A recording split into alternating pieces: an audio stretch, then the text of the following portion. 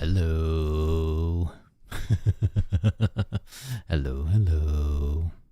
How's everybody? Congrats on getting first, Blade Runner. Hi, Panlicker.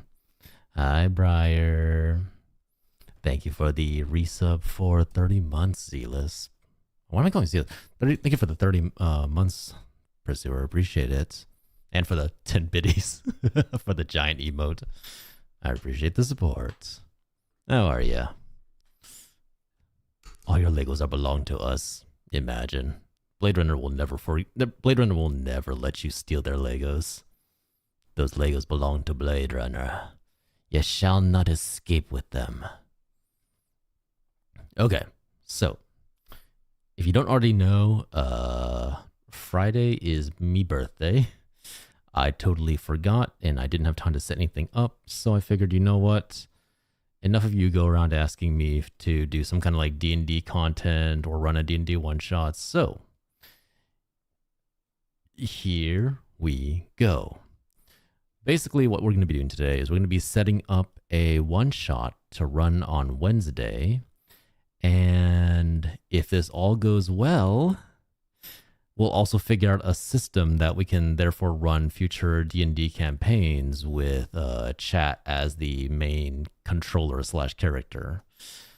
So, with that in mind, there are potentially some issues here. Hold on. I was wondering why my tablet wasn't working. Hold on. Doing good. Our sistership just went underway today. Jesus. Damn. Good luck to them. Blade Runner had a whole weekend of D&D. Hey, that sounds like a fun time, honestly. Sounds like a good, safe, fun time. Why is this not detecting?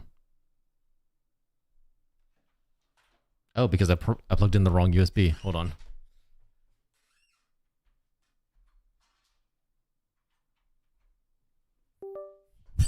Oh shit, I could have doxed myself. I plugged in my webcam and just put it straight at my face.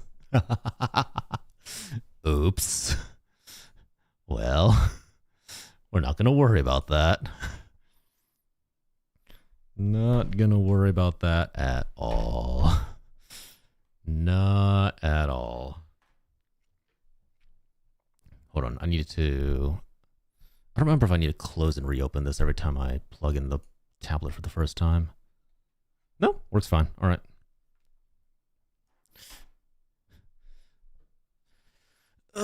He's 65. He could finally retire in 5 years. Who, me? Please, I'm much older than 65. 65 is peasant numbers. We fought an ancient dragon and another player who decided to drink a potion that made them turn into a dragon to fight us. You had PvP? What the hell? Most DMs don't usually allow PvP. It tends to break things. All right, so basic system. Let's say we have... Oh, hold on. Let's say we have chat here, right? Small, no brain, estupido, just like you guys. Let's test this really fast. First person who can, go ahead and type in !D20 for me, please.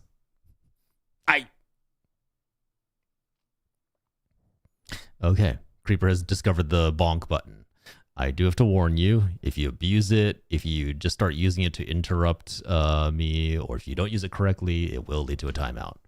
Just as a head up. Okay. So it takes about, let's say, but yes, I did also want to give you guys, all right, I'm on two different topics. One, it looks like rolling the D20 takes about a minute. So, first bit of notes. Yes, we have a bonk button now. Yes, it is very loud. And as you can see, there is a 10-minute cooldown on it. A small little hammer appears, bonks me, and sound plays very, very loudly in my ears. Now, the bonk is mostly to also remind myself to, whenever I streamed Marvel Rivals, there was a lot of times where I kind of felt myself getting really toxic and kind of backseating people. This is kind of like, call it a Pavlovian training regimen, where every time I am starting to get a little too salty, a little too toxic, or just being generally having a bad attitude, I permit you to utilize the bonk to bring me back onto the straight and narrow. That being said, if you start using it to just mess with me, A, it's going away. B, you're getting a timeout. Because if you're going to act like a child, you're going to get a timeout like one. But yeah, also there is a 10-minute cooldown, so, you can only use that so often.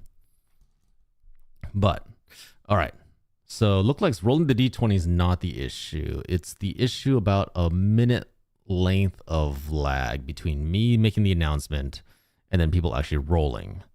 So we have two problems, right? We have, let's say we have about 1 minute of chat lag. So during that 1 minute, I've got to basically talk and keep things flowing for the most part. I'm number one? Yeah. That nat one? Yes, of course. Feathers, you are number one. You are number one.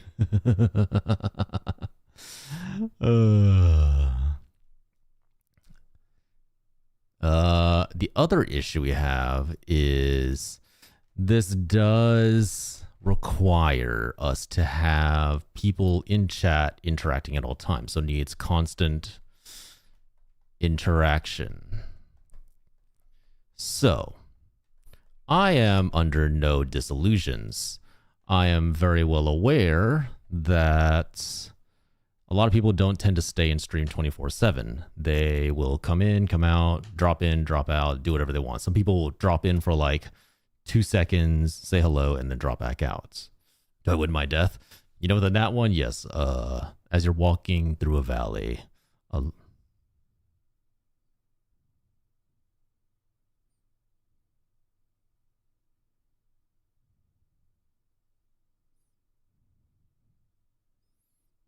that's the old days to you? Oh boy. Oh boy. As you're walking through a valley, Feather, a tree miraculously uproots itself, falling down and spearing you with a weirdly shaped branch straight through the spine. So you don't die, but you are paralyzed for the rest of your life. That seems more indicative of a natural one. So, what I was thinking is we can have chat rolling can we have chat rolling their d20s depending on whenever interactions come up. However,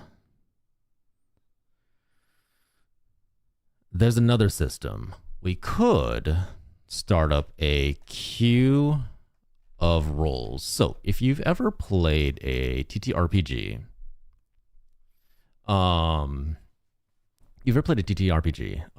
you roll dice or you roll what we call skill checks, like saying like, hey, you want to jump across a small gap. Okay, roll a d20, and depending on how high the number is, you'll do really, really well. You jump over it safely, or if the number is really low, you'll fail your jump, go crashing into the ground, and eat dirt.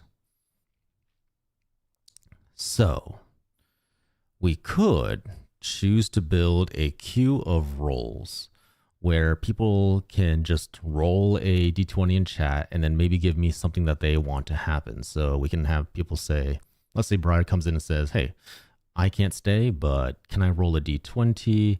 And if at any point we meet a merchant, I want to try to rob him without him noticing.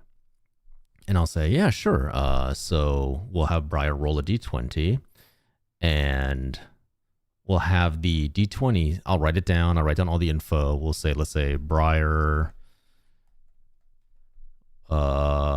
gets a 5 on his roll and wants to rob merchant. So as we're going on in the story, at any point if we interact with the merchant, then Briar's role will come into play. We'll apply the 5 then, because this way Briar doesn't have to be here, but their role still has influence on the game. And Briar will attempt to rob the merchant. And then after that, we can play out how the rest of that goes.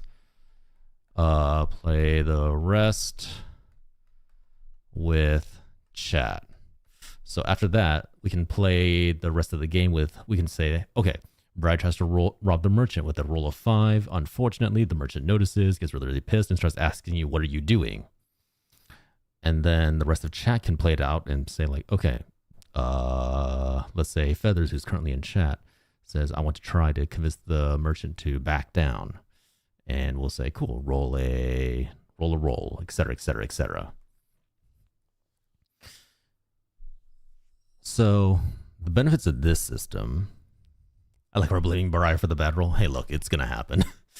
The benefits of this system, it allows people to come in, participate through their own little means and methods without having to have them wait for their turn, essentially. The problem with this is, have you ever wondered why a lot of your favorite games don't have the ability to skip cutscenes or auto farm something? Looking at you, miHoYo. Looking at you, Star Rail, Genshin Impact. The reason for that is games like to have a balance of engagement and investment.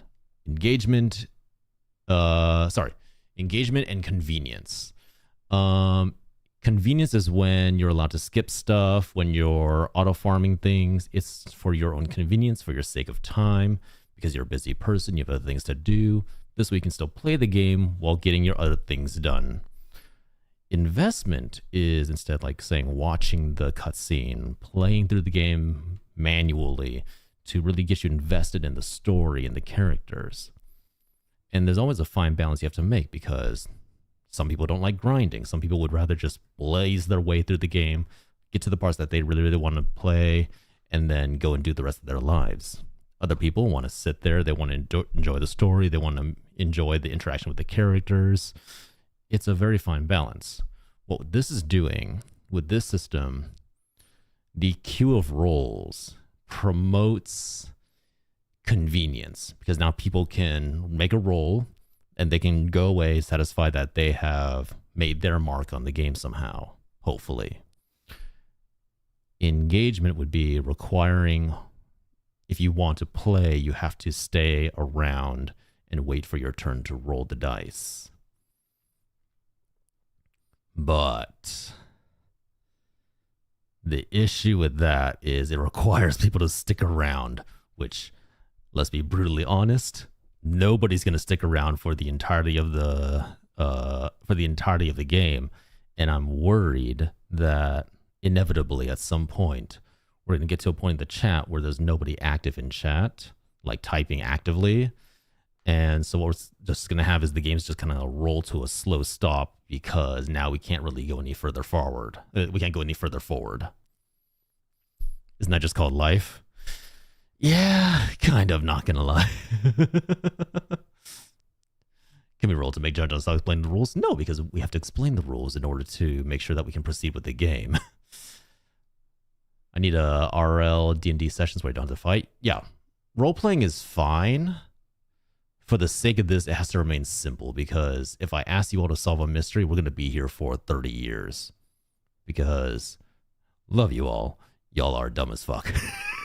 No, I'm joking, I'm joking. The collective mindset is dumb as fuck.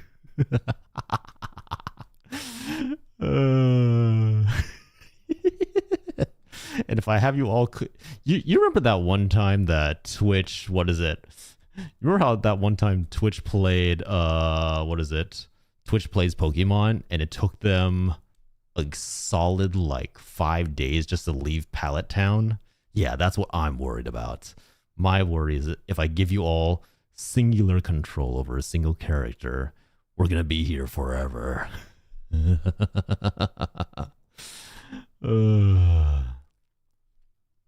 does that 15 get on me punching that merchant to death? Oh, if you want to punch the merchant to death, you punch the merchant. And that, unfortunately, alerts the guards who are standing nearby. Now, you have a small troop of guards coming in, spears raised, fully armored, and, you know, you just broke the law. What do you do now? See, there's always ways to, like, branch off and see where this goes from here. There's a reason my persona is an alpaca, floofy boys with one brain cell. All right, so let's test this really fast. Let's test this really fast, shall we? Halt, you've broken the law. Let's test this really fast. So, let's say chat arrives at a town. You are currently looking for information on what, let's say, how about this? Here's your mission. You're looking for an object, and you came into town looking for people who know about the object. Let's say, Briar, what would you like to do? Apparently gives me a 15. Even with a 15, it's a whole city of guards. You're getting like pinned down and beaten up in that scenario.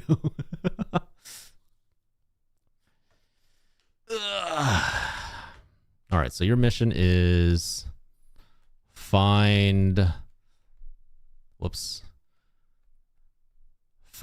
MacGuffin.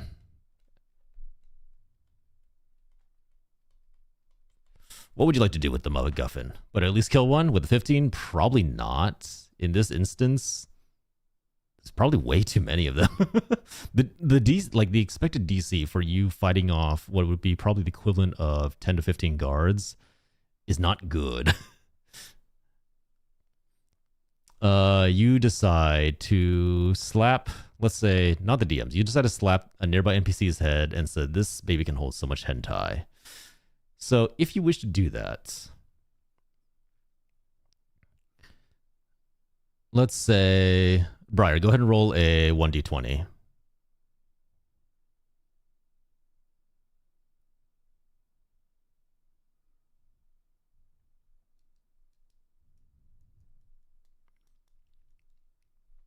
So you're wandering around, and for some reason, you pick a random NPC, slap their head, and say, this baby can fit so much hentai. With an 18, I probably should have asked like what stat you want to roll this with, because then that also changes things.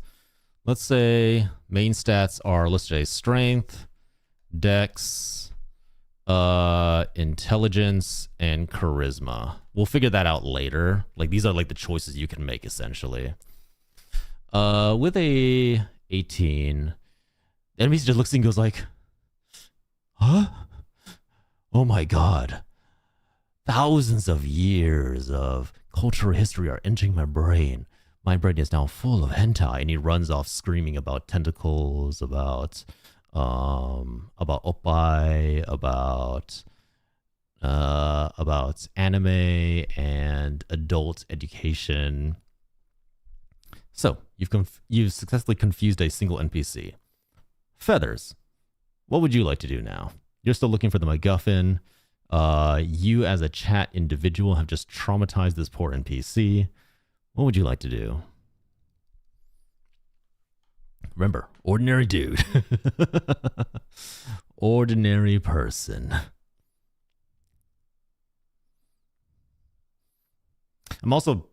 I have a very bad feeling that if we do end up going with this, it's just going to end up in giant murder hobo territory, but let's see how this goes.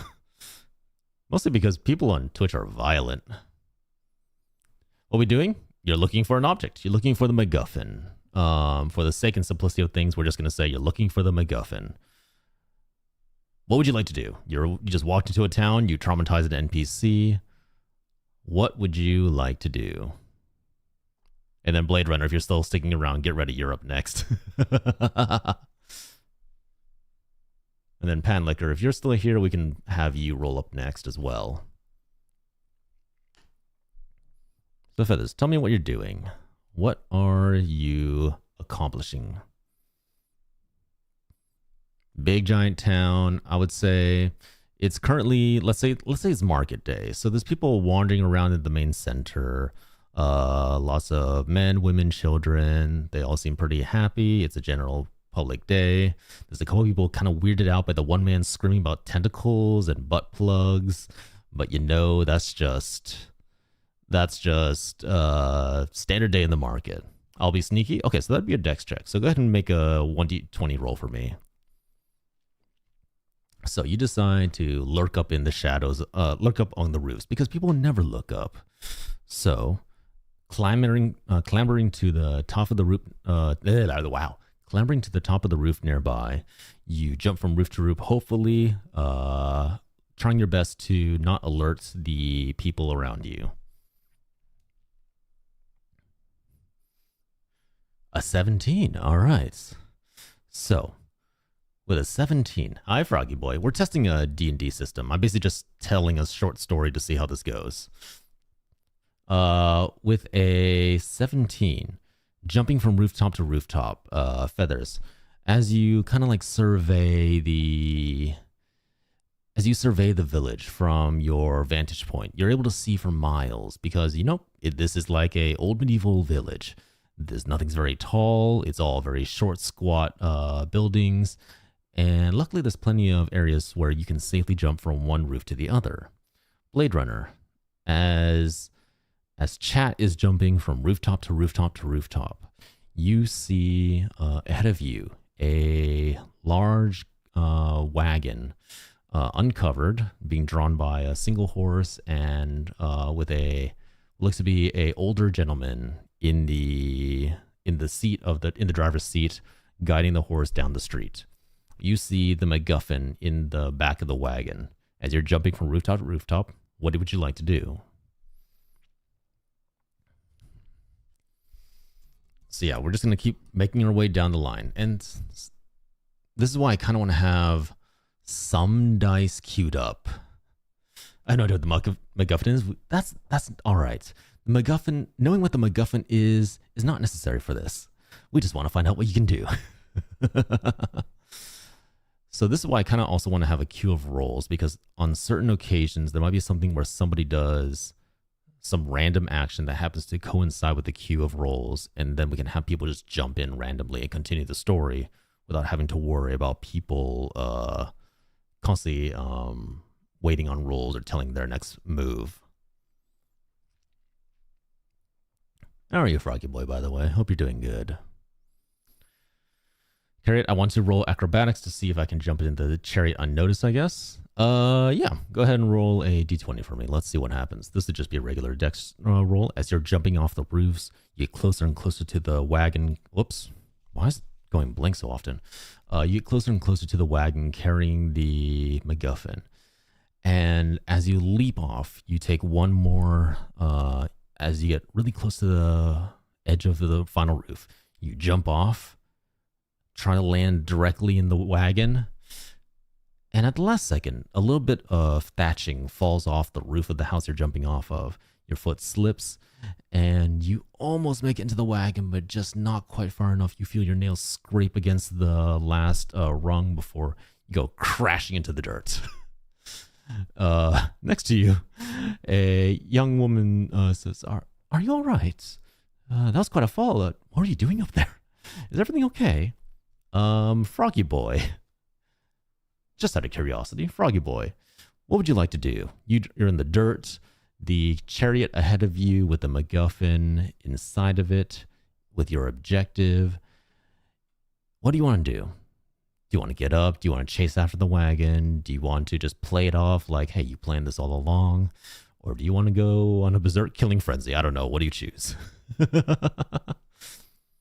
I think the second problem is also going to be, I'm going to have to figure out how to draw and animate all this very, very quickly.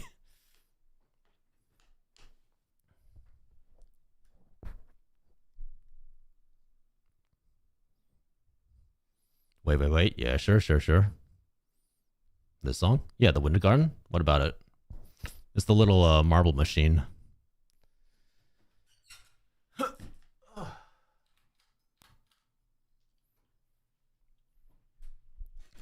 And then we'll say, let's say 1 to 2 minutes pass by, and if the specific person doesn't respond, then we'll keep it moving. So in this particular case, let's circle back to the top. Briar, you just landed in the dirt behind the wagon. You have no idea what to do. The MacGuffin is still ahead of you in the wagon, trundling away. What do you want to do? Oh yeah, happy Pride, everybody. Welcome to June. Arson. Okay, that would probably be... Oh god, what was that? How do you light something on fire? You don't have any fire on you technically. You know what? That's on me. I'll tell that. You can choose to roll strength or intelligence, Briar, and go ahead and roll a d20. I don't think I'll be able to get through a campaign with Briar. I mean, that's the thing, right? So this whole thing with D&D with chat is going to get very chaotic very quickly, which is why I'm like trying to wonder if this is even a good idea. But that's what this is for, testing. Strength, all right, go ahead. Go ahead and roll a d20. 16. All right, Briar, picking themselves up, pulls a convenient cocktail, Molotov cocktail that just happened to be standing nearby on a vendor's shelf, grabs it, and with their immense strength, chucks it into the cart. Now here's the thing, Molotov cocktails need to be lit on fire before you throw them, and because you have no intelligence, you just see the bottle smash against the back of the wagon, dousing the straw and the MacGuffin itself in just pure alcohol. But nothing lights on fire. You know, you basically just grabbed a bottle of vodka and tossed it into the back of a wagon. All right. Blade Runner, you now have a wagon soaked with alcohol. For some reason, the driver still has not noticed all this. What would you like to do? The wagon's getting further and further away from you.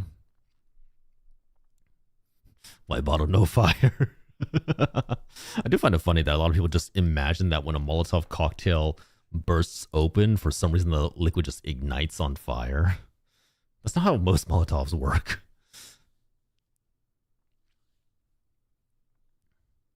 Actually, wait, was it? So maybe this also is why maybe I'll start like a queue. Like, you know how we sometimes have queue systems for playing community games? Maybe we'll have to start up a queue to have a specific lineup of like how we, like what order we follow for people rolling and making decisions. I'll chase down the wagon trying to take a shortcut through the alleyways to cut it off. With a 2, I'd say probably that's intelligence to plan out, to know like the town's general planning and mechanism. You get hopelessly lost. You end up in a small alley, smelling of horse pee and human sweat. The wagon is nowhere in sight, and you look around, and you're just in a black dark alley with nothing to do. Feathers. Lost, confused, and bewildered. What are you gonna do? You don't know where your target is. You're just in the middle of the town somewhere. Everything, you can't really see your target. It's gone somewhere. What are you gonna do?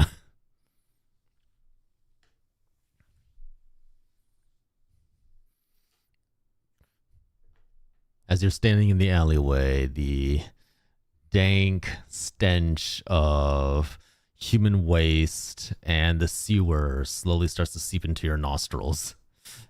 I go find a broth and drink. Okay, so I feel like at this point I need to introduce certain... I definitely need to introduce some roles. So, first off, no SA for obvious reasons. No drugs, because I'm not dealing with that. If I was working with a home game, I'd be a lot more comfortable with some of these, but this one is just straight out.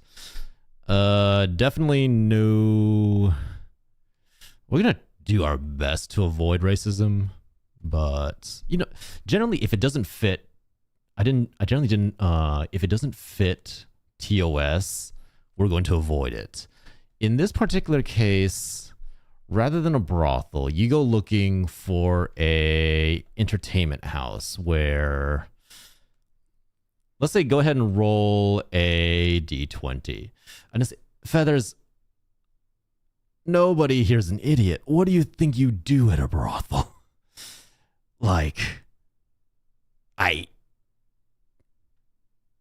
You don't go to a brothel to drink any. I think that would actually get you tossed out. No, honestly, pretty.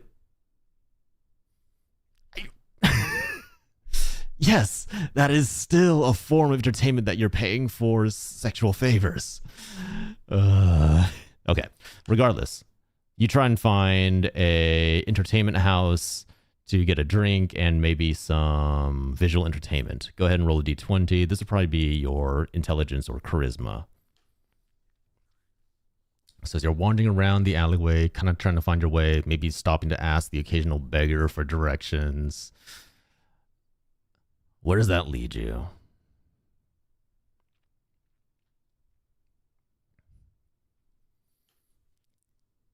$12. Oh boy. Okay, after asking a couple of beggars and drudges, you eventually get directed to this one very rundown entertainment house. Perhaps once in the past, it used to be this really great place which is very popular among the town. But lately, times are hard, and unfortunately, this is probably the best that this is like what you go to when you don't have a lot of money, but you still want your entertainment. As you walk up to the entertainment house, you can hear the sounds of dice being rolled, people laughing, talking. And as you enter the entertainment house, you see in front of you the wagon driver with the MacGuffin, holding in his hand, headed towards somewhere in the back of the store. As you enter the entertainment house, the receptionist turns to you and says, "Oh, hello, welcome in. How can I help you?" Briar, what do you say to the receptionist? Or do you do anything do you say anything to the receptionist? Do you just try and push your way through? Go ahead and roll a d20 as well. I also agree. I don't think the Lego set for Toothless they need to stop trying to make Lego sets that form the whole of a being. Just like make a little figurine and then make a set around it. Don't stop trying to build Lego statues because in most cases, the amount of pieces they use are nowhere near enough to completely capture the essence of the creature. Aren't pretty ladies cold? Where are clothes? With a 5, the receptionist looks at you, sighs. Pretty ladies warm. Clothes not needed. Pay 100 gold to enter and talk to pretty ladies. With a 5, you know what? Let's call that an intelligence check. With a 5, you don't really see a problem with this, but you don't have 100 gold on you. How are you gonna get the 100 gold? Blade Runner. Let's say, was it Blade Runner Feather? Feather, what are you doing to get the 100 gold? Tell me and then roll your d20. If anything, maybe what I'll do is I'll eliminate the stats. Maybe we don't need these. And then we just focus purely on what the dice tell of the story rather than trying to focus on specific stats. And then depending on how high you roll, maybe that dictates how well the task goes. And then we keep flowing the story off of that.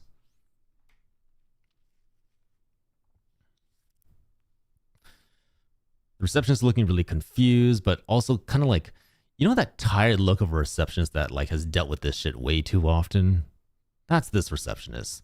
They've clearly met, in this village, there's very clearly not a high level of intelligence, of educational smarts, and clearly they've been around the block a few times. Becomes a magician, spawns a bag of coins. Okay, yeah, go for it. Roll a d20. Roll a d20 to become a magician. I'm gonna let you know right now, the more unlikely and unrealistic your actions are, the higher the DC. We're still keeping the whole rule of a nat 1's an automatic failure and a nat 20 is a automatic success, but there are certain things where I'm just like, yeah, that's not happening. Okay, 16. Letting you know right now, the DC for this was way too damn high because you don't spontaneously become a magician. You have to study to learn magic, right? To be born with it. With the 16, though, the receptionist looks at you as you say, I would like to spawn a bag of coins. As you try so hard to concentrate to spawn a bag of coins. And taking pity on you, the receptionist goes, all right, go on back. Go on back. And then she kind of like nods to one of the girls nearby. The girl comes up and says, hello, welcome customer. Please follow me to one of the nearby rooms and we'll get you set up with whatever entertainment you like. Okay, so leading you back to another room. You don't know where you saw the wagon driver with the MacGuffin kind of a little bit further down the hall, maybe about 2 rooms down. The girl shows you into the room, you sit down, and she hands you a small menu upon which are shown drinks, dice. Maybe explain what items. You have nothing. To keep this simple, you got nothing but the clothes on your back right now. I think more a sleight of hand the coins, but oh well, words hard.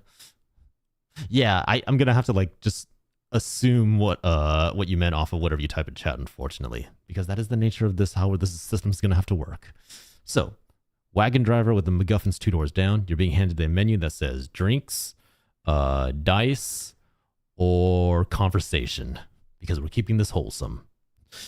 So, what would you like to do, Briar? Briar naked enjoys breeze on thighs. Oh boy. I swear, if I get banned for this because I tried to do something nice for you guys for once on my birthday, I'm gonna murder. All right. Okay.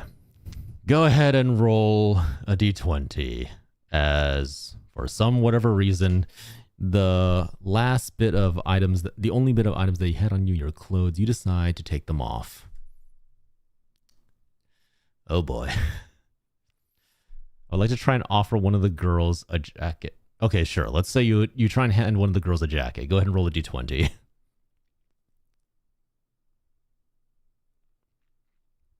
This can only go well. We're already very lost on N8. Okay. You take off your jacket and you try and pass it off to one of the girls to let them cover up. The girl, kind of looking confused, takes the jacket. You see her nose twitch and she hands it back and goes, oh, that's very kind of you. I'm okay, thank you. And then she walks very quickly away.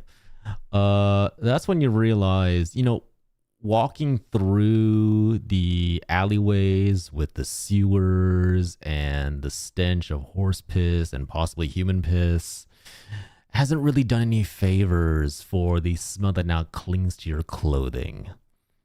You smell pretty darn awful. And and unfortunately now you do notice the attendant who guided you to the room did also leave very, very quickly, which does mean right now nobody's watching you.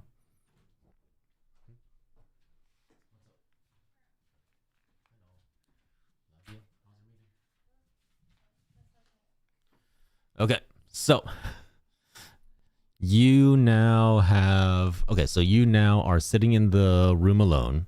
The wagon driver is 2 doors down with the MacGuffin. Nobody's technically watching you, Let's say Blade Runner. What do you want to do? Testing out a D&D system for chat, see if it actually works. Right now it's very unhinged. Yeah.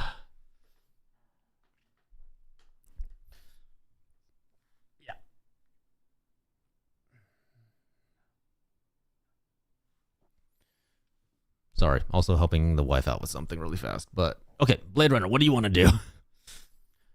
I'm not one who enjoys brothels, so I'm not sure what I want to do. I like I said, the MacGuffin and the wagon driver is 2 doors down. It is up to you what you want to do with that information. You can also attempt to just leave and say fuck it all.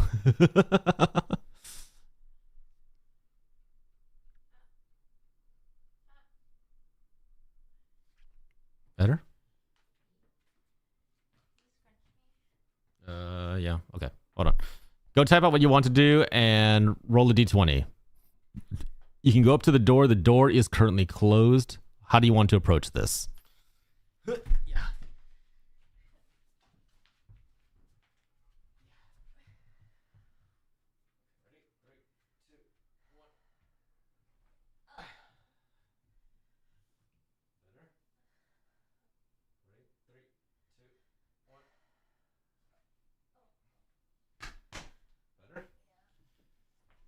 Okay, try to lockpick it. Okay.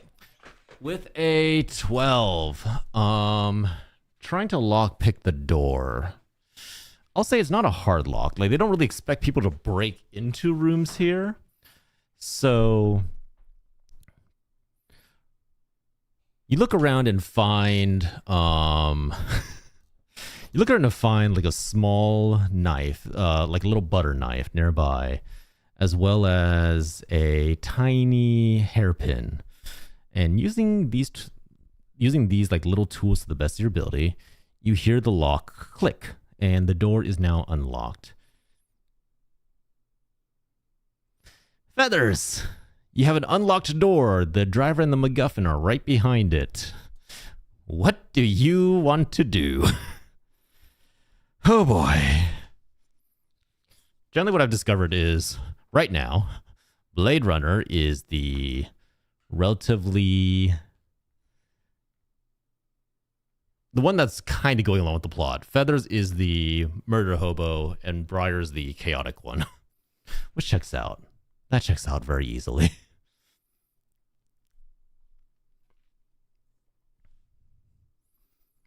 I mean, I'll be honest, I don't DM games for people I don't know, period. For this reason exactly. Like, me choosing to DM a game for somebody requires a certain amount of trust. And I don't trust any of you, to be perfectly honest. First thing, are they awake or are they aware of the door unlocking? I'll say with Blade Runner's 12, you don't detect any signs of awareness. You can hear like faint, muffled conversation behind the door, but it doesn't seem like they're aware of you. You know me and Briar? Exactly, I don't trust you. I don't trust you on the best of days.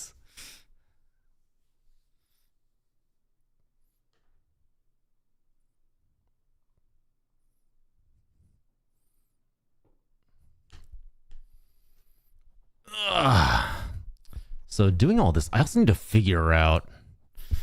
So let's see if I can also test out how fast I can draw. So you as chat currently are in front of a door. You don't know what's behind there, but the door is unlocked. So, Feathers, you know the door's unlocked. You can hear quiet conversation from behind the door. What would you like to do? Ugh. I do need to figure out a queue system. I keep forgetting. Okay, I think right now the order is currently Blade, Feather, Briar.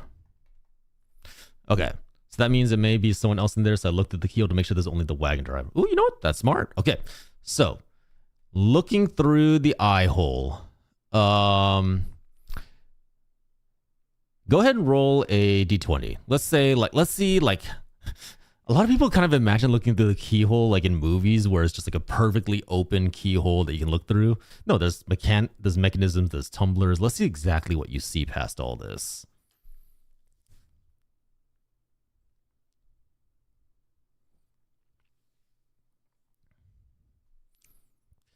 Dun, dun, dun, dun, dun. Dun, dun, dun, dun, dun, dun, dun, dun, dun, dun, dun, dun, dun, dun.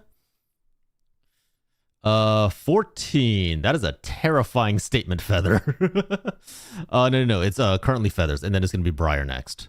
So looking through the keyhole with a 14, you see beyond the door, you see the wagon driver, let's say with little hats, talking with a young woman. They're both the wagon driver is holding the MacGuffin, and you can see it, and he's currently passing it off to the young woman. Briar, you can see all this. What do you want to do? Currently the exchange is happening. The wagon driver is handing off to the young woman. The woman's taking it, looking it over, nodding. She hands over a small envelope to the wagon driver. The wagon driver is getting up and starting to head towards the door. Briar balls his fist and rears back and knocks. Okay, you knock upon the door. There's a brief moment of pause. And then the door swings open. And now the young woman is standing there, looking a little confused. You don't see the MacGuffin in her hands. And she asks you, yes, can I help you? What would you like to say? I suppose I also need to be ready to be able to grab and move stuff to put them in position for where I need them, which is interesting. Briar would like Egg MacGuffin. Go ahead and roll a d20, Briar.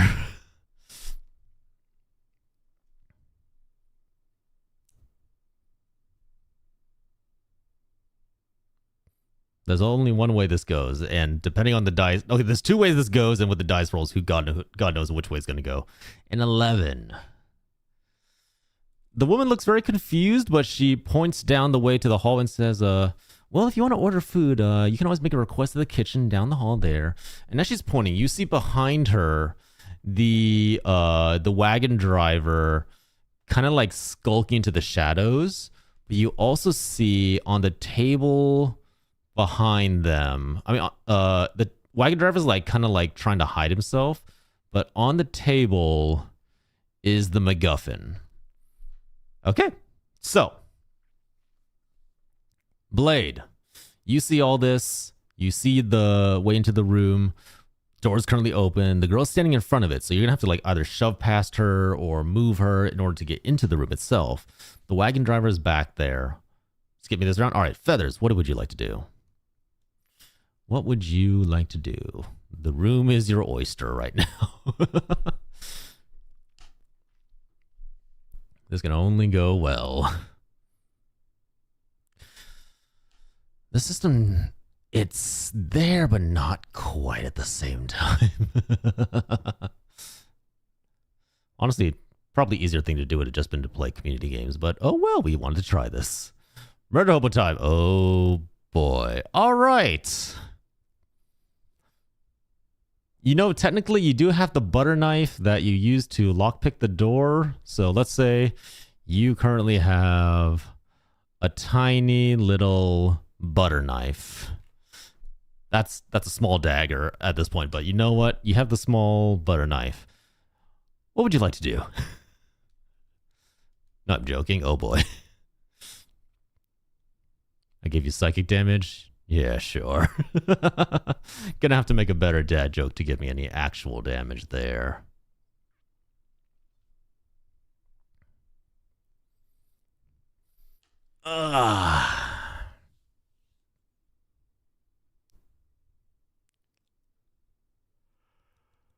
What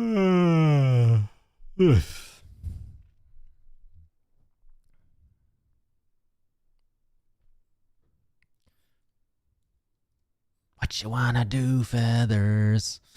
The girl's still looking confused. I want to murder Hobo, but I'll be kind and try and persuade them to give me the item. What do you say to make them give you the item and then go ahead and roll d20 with that?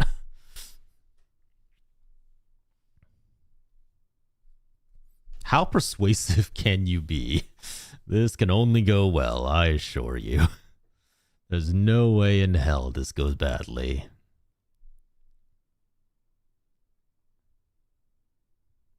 How am I doing tonight? I'm chilling. I'm a little sleepy, I'm not gonna lie. I don't know why, but I've been getting really tired at 9 p.m. So, the time that I should probably be asleep. Hold on, it's still Feather's turn. Not Briar yet. Still Feather. So right now, the limitations of the system are we only have 3 people doing this. If we eliminate 1 or 2, that slows down. So maybe I do need to introduce the queue system. Might just be something as simple as people saying what they want to do at some point and then roll a d20. I know, but that flashed in my head. Yeah, that checks out. That checks out. It seems like something Briar would do. And then I still need to figure out for what do we do when people inevitably start leaving. Need to figure out how to keep the story going from there.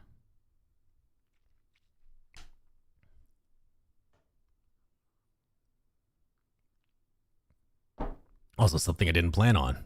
This much talking definitely dries out my throat very quickly. I couldn't help but notice that very nice item because I don't know what the MacGuffin is. May I come in and look at it? Ad breaks. I forgot about ad breaks. Oh, that's going to throw things off very much. Okay. Ad breaks in about a minute. I'll just yap around until the ad break's over. But with go ahead and roll a d20, Feathers, then we'll see how this goes. Might address the results after the ad break so that people don't miss anything.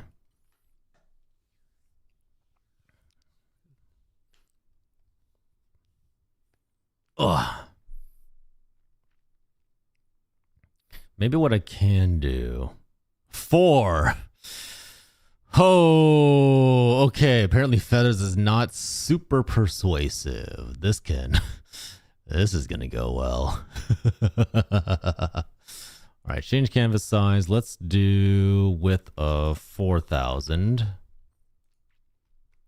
Expand our playable area. Should have went murder. Well, with the 4 murder hobo, that might have gotten you your throat cut. So we'll see. We'll see. All right. Like, Dad wants that Lego Concord, but what the fuck do you want to do with it? Well, it's not even that. Like, here, look, let me pull up the Lego Toothless, okay? My thing is... crap baskets. Is it on the other screen? Hold on. My thing with the Lego Toothless is that it just doesn't look anything like Toothless. Like, the resemblance is there, but not enough that I'm willing to drop $70 on this. Like, yeah. Dismiss. Like, it just does not look that good to me. It could be any, like, generic... Because the RNG would have been different, that 4 minutes I wasted. No, to be fair, maybe. Like, it just looks so generic. It doesn't... There's nothing that pulls it together.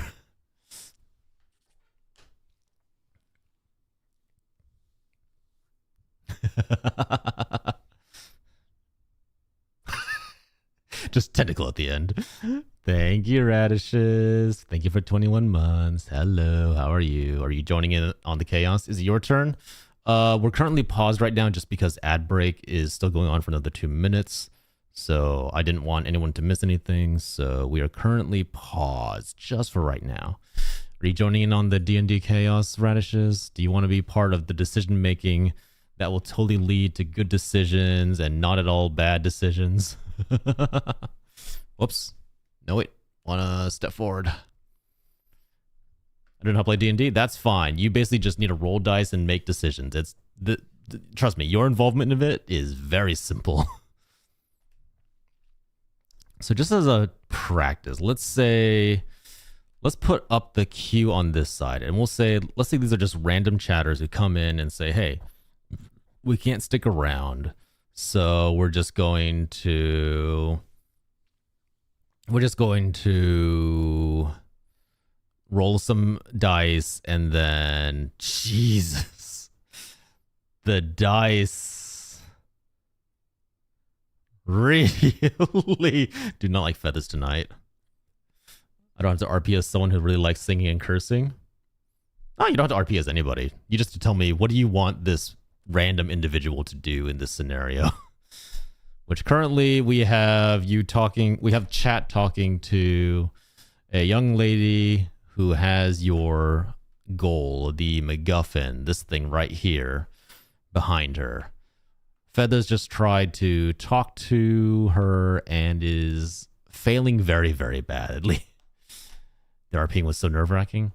The way I tend to run my games is, for me personally, RP is something that you can either choose to embrace, or you can just play as mechanically separate from it as you want. Like if you just want to be like a person moving your character through the game, that is totally your prerogative. I don't like forcing people to RP because they feel awkward and things don't go well usually.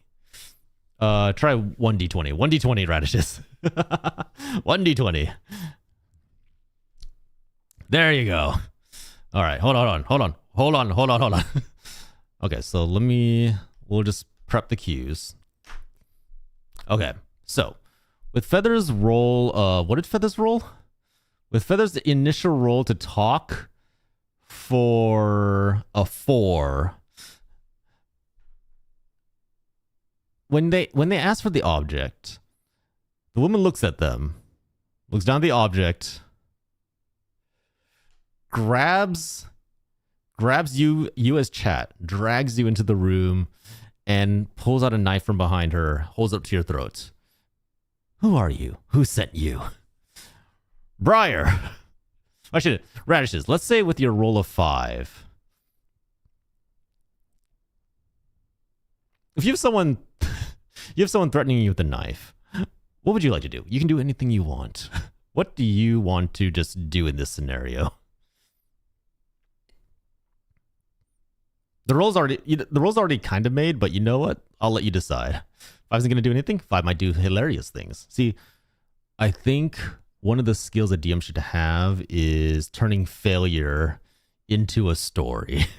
So just tell me what you want to do, and we'll see where the storyline goes.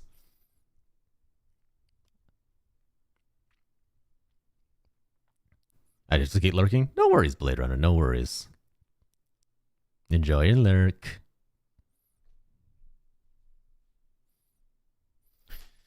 Ugh.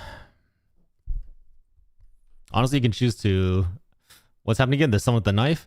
You got dragged into the room, and oh shit! Hold on. Let me illustrate this.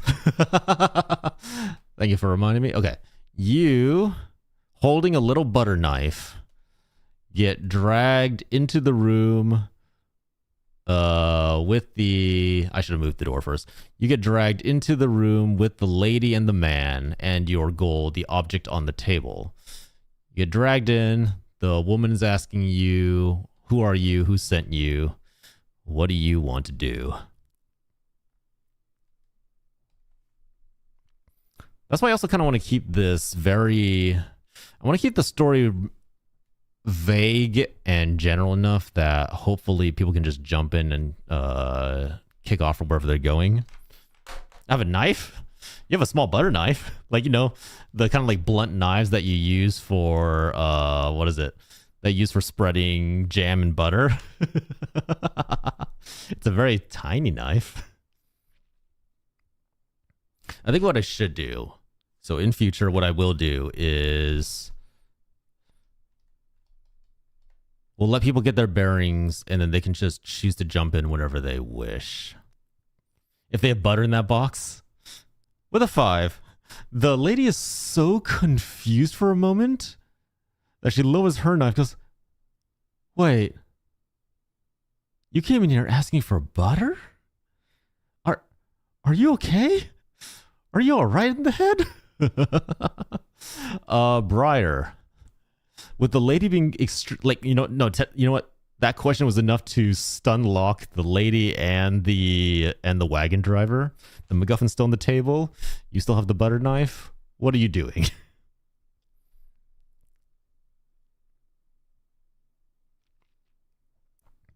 I got dragged in. Excuse me. Yeah, that's fair. You know what? That's absolutely fair.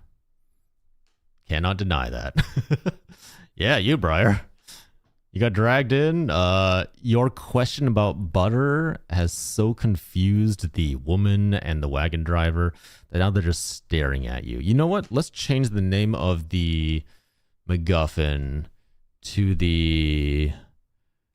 Let's just say the black box to make things a little bit easier. So now we have a black box on the table that this is what you're trying to acquire.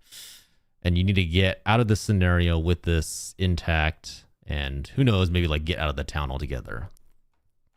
Clearly we're in the middle of making a sandwich. If anything, the lady's like, did you wander in from the kitchen and somehow got lost? But no, you're asking about the black box. Like, what is going on here? The sheer lack of continuity has completely confuzzled the woman. Is an Xbox? No. 100% we are lost. Imagine this. This is the goal. We're trying to retrieve the last, newest Xbox in the market from scalpers. We're trying to defeat the scalper environment. That's our scenario. Shiniest for sandwiches. Briar hungry. May Briar have delicious shiny. Yeah, go ahead and roll a d20. Let's see how this goes.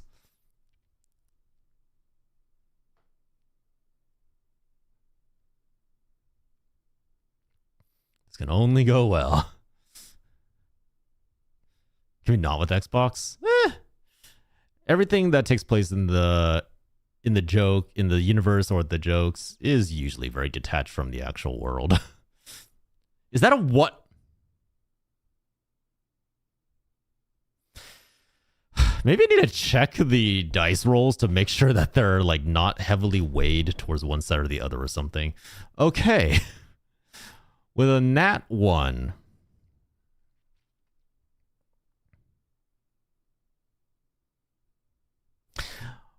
With a nat 1, the lady, confused, lowers her knife, and everybody in the room hears a solid thunk as you look over, and just like you are asking for sandwiches, a perfect thin slice of the box has been sheared off by the woman's knife and is now sitting on the edge of the table. A tiny little slice of the box. And as you all stare at the tiny slice of the box, it begins to glow. The box itself begins to glow, and now you can feel the room beginning to heat up. Both the woman and the man scream, and you see the man jump out of the nearby window. Hi, Napoleon. Yes, you're not following. We're currently testing out the TTRPG system for Wednesday just to see how well this goes. Can't guarantee it's going to go well, but we'll see.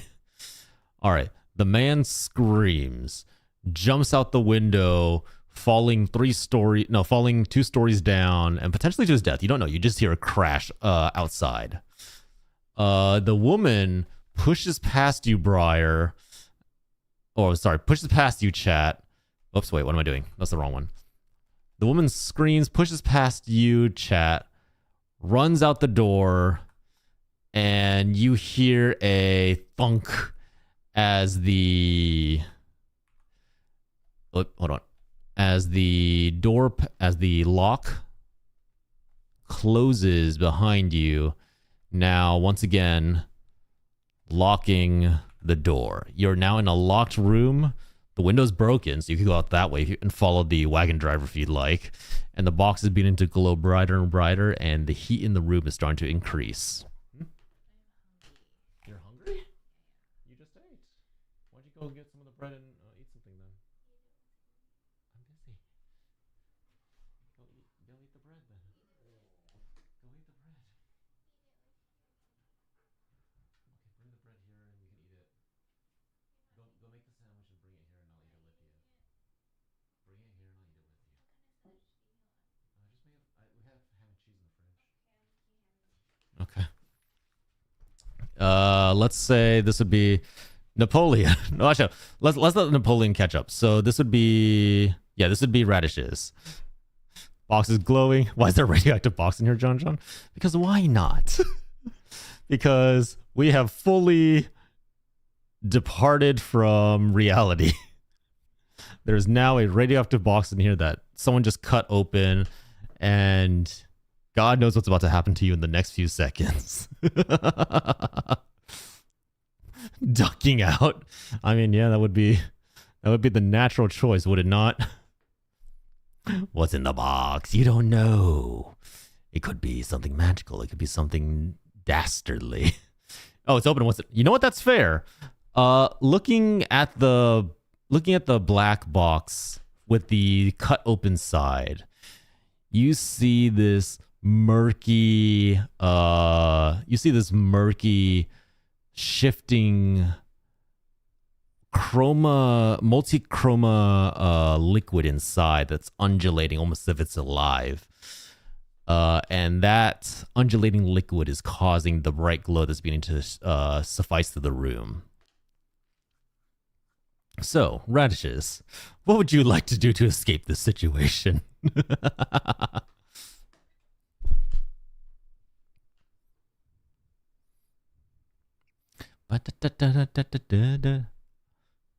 Pet it? Hold on. It's Radish's turn. Radishes pets it. Give me a... I guess this would be... Yeah, give me a d20 roll. Let's just see where the dice send this. As you pet the liquid. That almost drink it? No. Radishes, this is your turn. What do you... Go ahead and pet the liquid. Give me a d20 roll. Let's see what happens. I cannot wait for this to... We'll drink it after. Oh, God. Oh, God. Okay, hold on.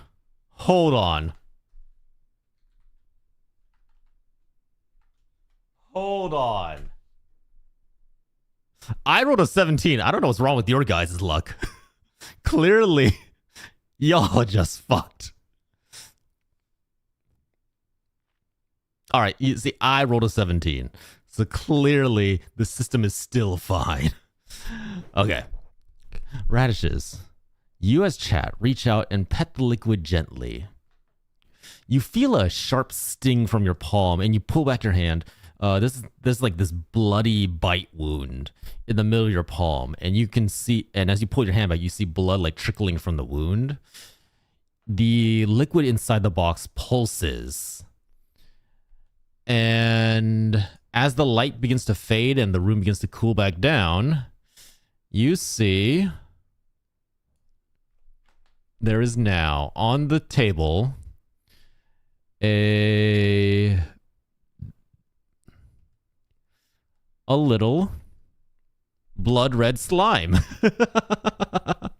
The box has completely disappeared, almost like it was burned away, and there's now a little slime. Feathers, go ahead and roll to drink the slime.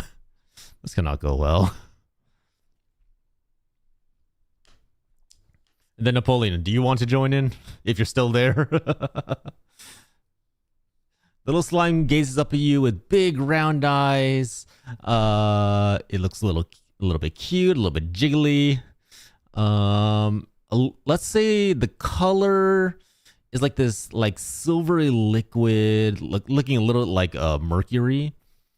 And with the 3, curiosity kind of tickles the back of your mind. And leaning in, you take a little sip of the slime's liquid. The world spins, the world goes black, and you fall to the ground and pass out. Didn't people used to drink mercury as a beauty thing? I think they used to like, yes, they used to cover, I think they used to cover the lead or mercury balls as like a way of like a miracle medicine. Wait, I meant like make a sandwich for yourself and eat it. How am I gonna eat this? Okay. It was the main thing in hat making as well. Yeah. Like hat makers used to use it a lot. Okay, so about an hour later, I guess this would be Radish's turn now. Radishes, you wake up. The slime is gone, although there's now a slime trail leading. Whoops. There's now a slime trail leading out the window, like across the table and out the window. So a little mercury and out the window. Did we die? No, you're alive. You feel very sick. You feel sick. You feel a little like your tummy's a little rumbly. Your throat's burning. But other than that, technically you're fine. So, what would you like to do next? There's like a slime trail leading from the table out through the window. And the room is quiet.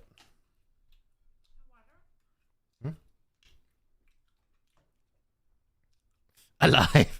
You know what? We take alive. At least you're alive.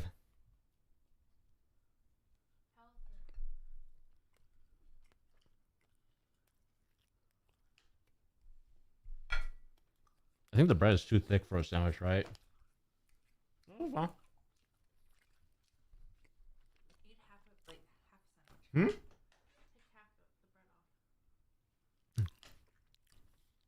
Okay, you go to try the door. The door is no longer locked. The door opens up, and beyond it,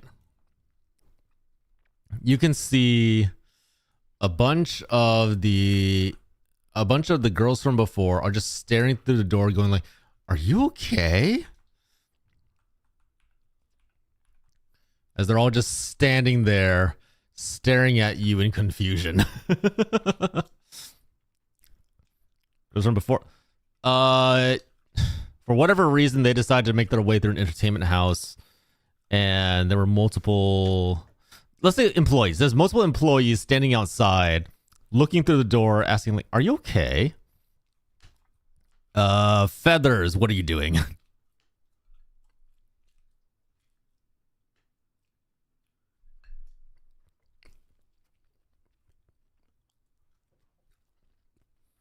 Maybe I need to make this more streamlined, huh?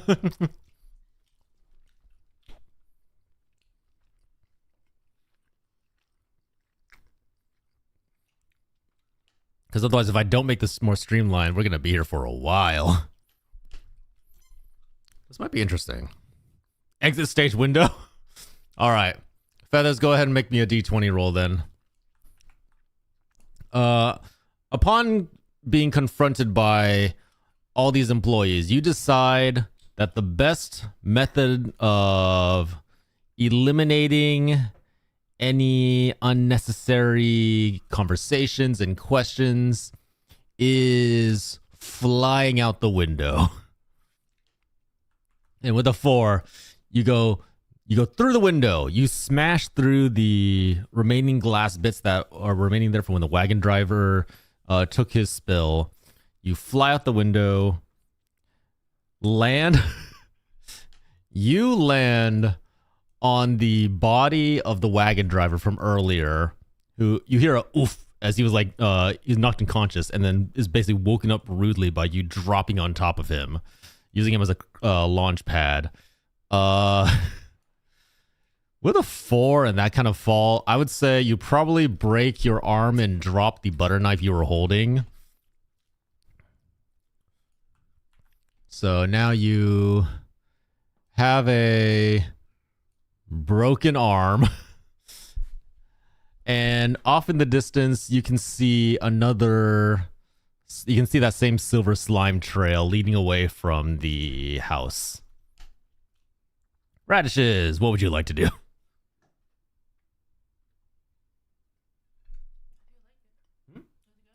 I think the breast's too thick. We need to find a way to slice it thinner.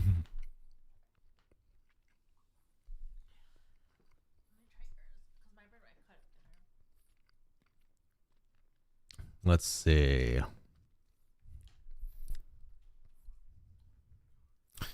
I don't know how this is gonna work. Can the mans tell us what bit us? The wagon driver? You know, he's like kind of like breathing like he got the air knocked out of him. He's like slime. And he just like passes out. He basically got like dropped on. He basically got the people's elbow from the second story. He's not doing too hot. So I would say at the moment, the man is not answering any questions, mostly because he's unconscious at the moment.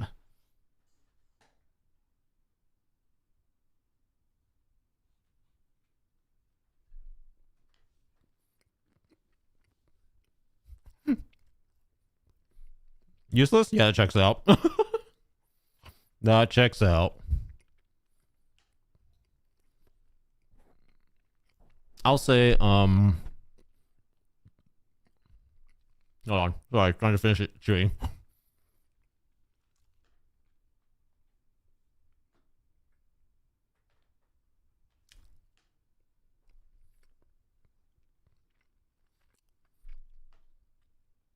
Okay.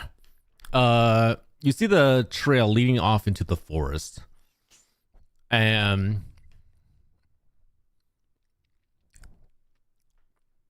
you can see the trail leading off into the forest, and the forest isn't too far. There's a lot of big trees. Da da da da da da da da da da da. And it looks like the slime trail just kind of like leads off and meanders through the trail. Do you want to follow it? Do you want to just say, I give up, I go home? What do you want to do, radishes?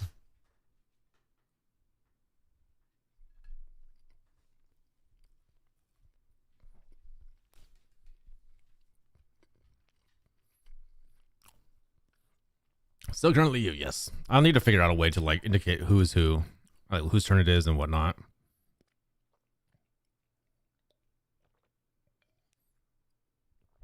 Arm is broke, so fuck that slime. All right, that's fair.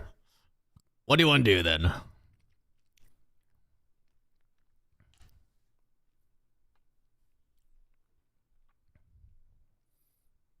Miss, haven't they close in a place like this? Maybe, maybe I should restrict the storyline a little bit. Heal my arm with magic powers. I roll a d20. Let's see how that goes. Because I did deny Feathers the ability to manifest gold last time. So let's see how magical powers works out for you.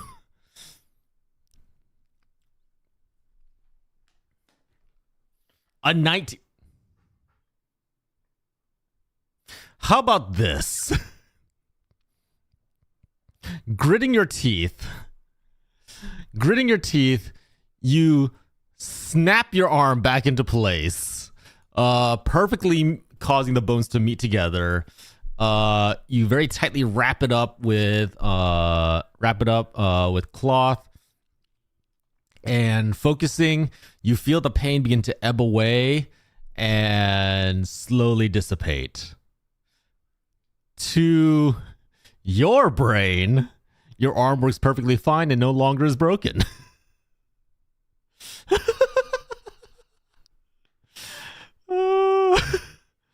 All right, Feathers, you just magically repaired your arm. What are you gonna do? Your arm is back in commission. Holy shit.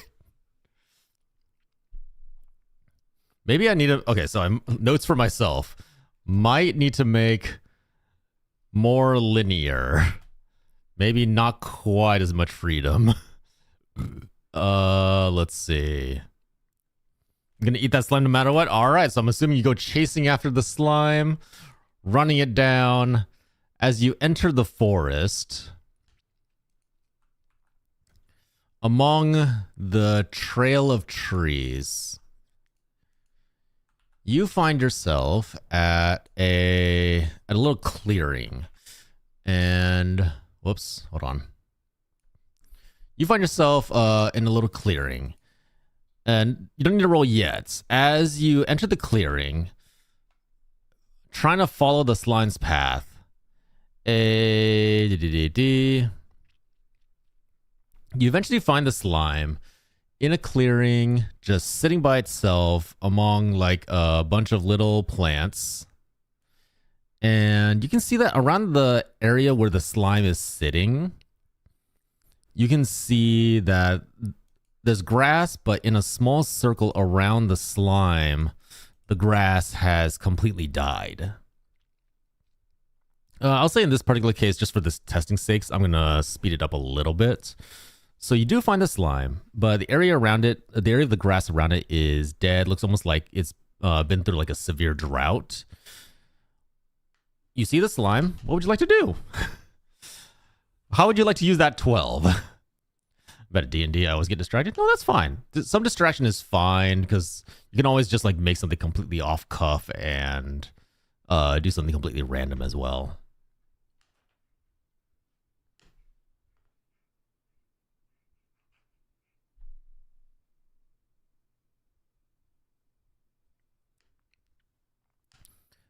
Bum bum bum bum bum bum bum bum bum bum bum bum. Feathers, how do you want to use that 12?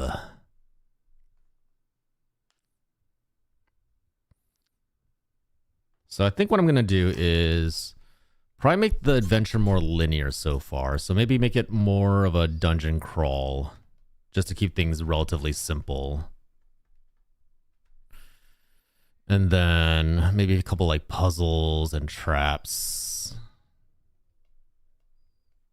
To see how that goes.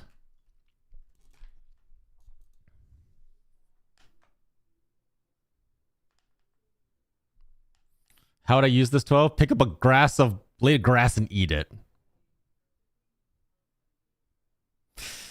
You step a little bit closer to the slime.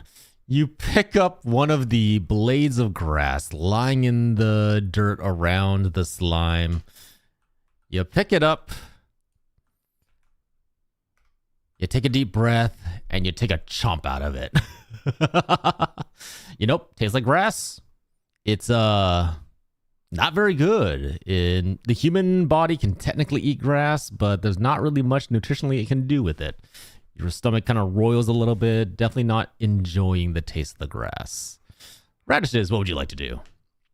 Before you use the slime, around it is a ring of dead grass. You're in the forest, just you and the slime.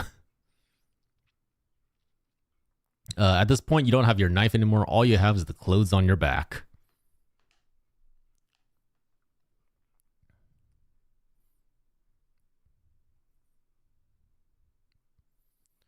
Ba-da-da-da. So what we'll probably have to do is maybe we'll have an area for inventory, queue, linear. Maybe I can reduce the stabilization a little bit to give me a little more control. Okay, that's a little better. Okay, we befriend the slime with song. Oh boy, roll me a d20. As you attempt to serenade the slime, to gain its trust and lure it to becoming friendly with you. Yeah, I mean, oh my god, you guys are really fixated on eating this goddamn slime, aren't you? Sixth. Radish is rolling really high. Chat, you open your mouth and belt out a perfect rendition of what is an appropriate song here? You belt out a perfect rendition of Beautiful Things by Benny Benson and lulled by the dulcet tones of your voice, the slime kind of like settles down. Definitely likes EDM. Oh god. Harder, better, faster. The slime gently approaches you, undulating slightly as if in happiness. It is now directly in front of you. It seems perfectly fine with you. Feathers, what do you do?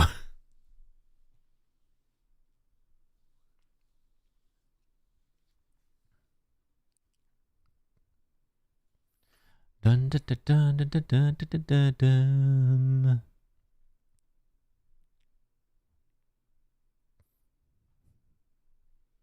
Maybe what I need to do is need also color code maybe.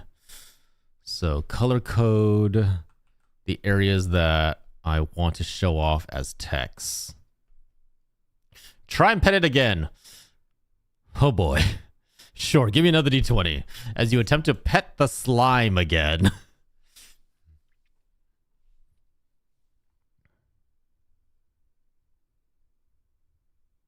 This can only go well. Like, there's no way this doesn't go well.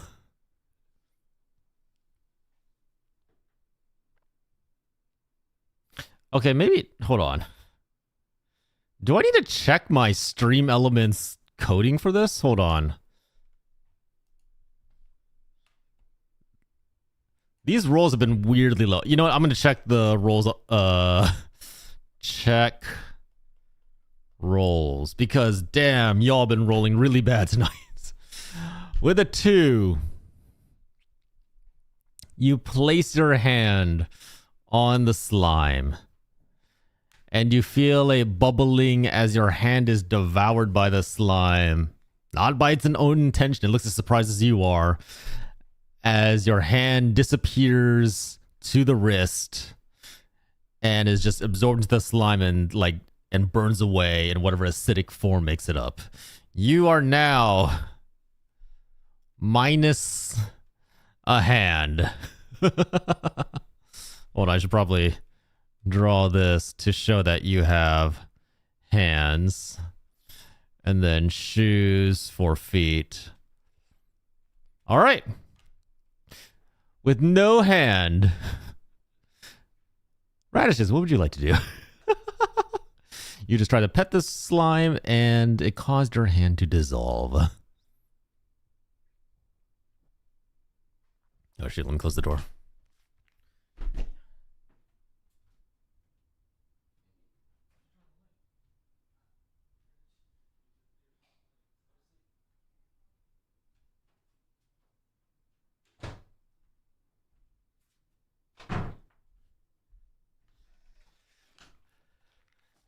I just fixed that? I know, right? And then it disappeared again. What? Damn, what a coincidence. Oh my god. Clearly, y'all are very, very good at keeping your hand in one piece.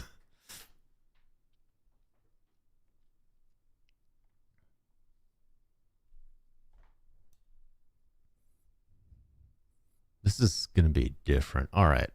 So maybe I need to build out a dungeon style crawl. Ask the hand for my hand back, please. Sure. Give me a d20. Let's see what we get. How could this possibly go wrong?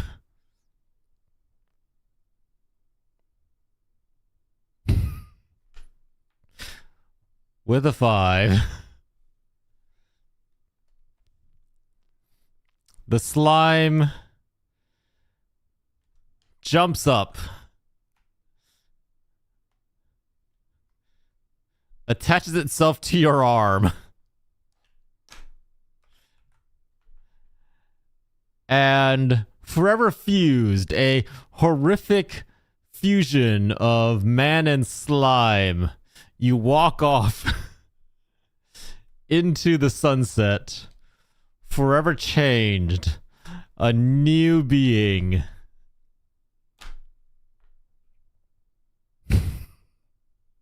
The end. I don't know where to bring that. Okay.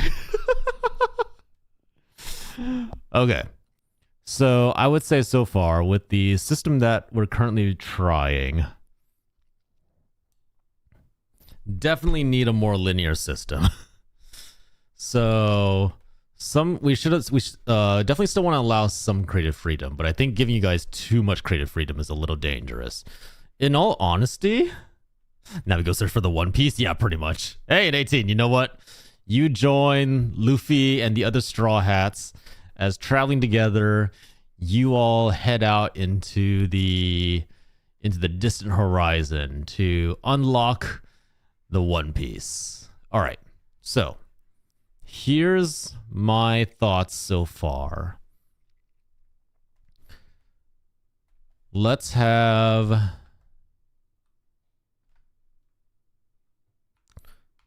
What the? That turns it? Why does this rotate it?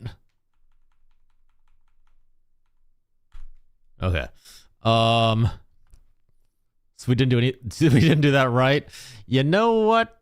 There is no such thing as doing something right. There's always a thing as like doing something that's fun.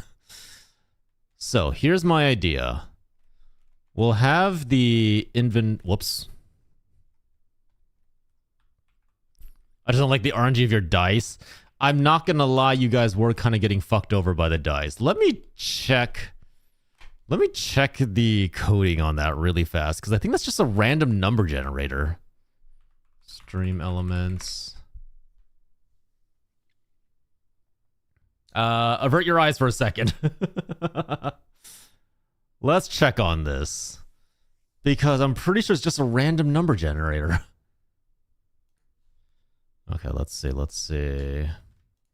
Stream elements. Yeah, that's the problem also. Like, true number generators are not good at being random. Alternatively,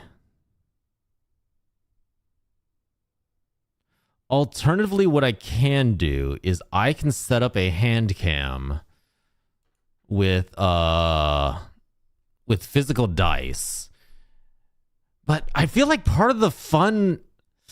Okay, here's my question. Would you guys rather have a true dice rolling? Like, I set up a hand cam, I roll dice in front of you, in front of the hand cam, and that dictates your rolls. Or would you guys rather be the ones rolling?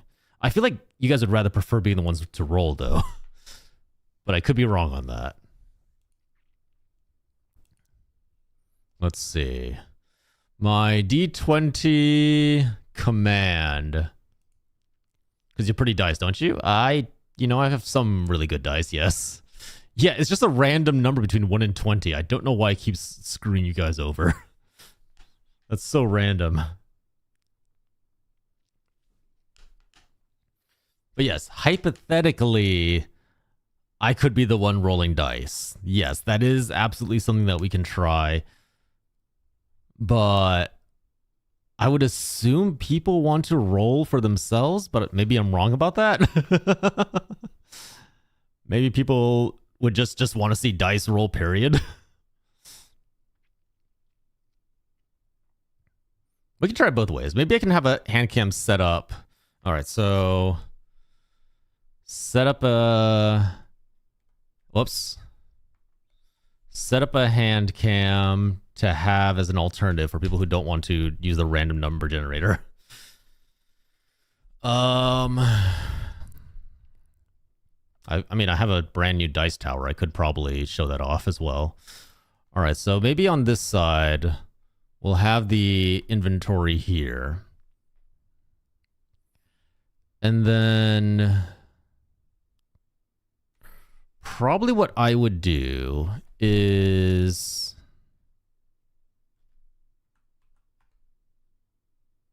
take this, put it there. Probably what I would do is take this. Okay. Maybe we have a single page. We have inventory here, and then we have queue here. And this will kind of like dictate what is the order we go in. So let's say briar, radish, feather, blade. I'm not expecting a lot of people to turn up, so I'm going to keep... I think it's fine to have it on screen like this. And then what we do is on here, we just have a very simple map. Let's say something like this. We'll just have like a very simple dungeon layout. I'll go ahead and lay like traps. Like let's say there's a fire pit here. Wow, that's a horrible illustration of fire. Let's say there's a fire pit here. Let's say there's a big falling boulder here. Let's say that this is the treasure room with a big giant golem guarding the treasure behind it. And then what we just have is just chat progressing linearly through this. This way it gives you chances to try out different things, apply some problem solving, maybe have like 1 or 2 puzzles or NPCs through it to give you guys chances to interact and have some chaos. This might be simpler. 16? Yeah, see, it can give you high rolls. It just doesn't like to, apparently, when the game is going on.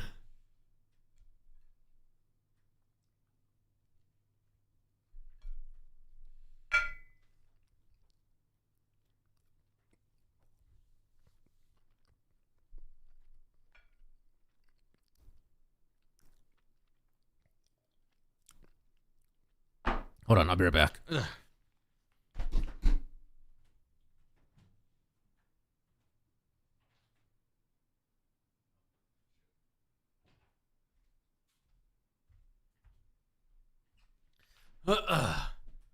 I always put a space after it's been working out better. And then he immediately rolls an 8 afterwards.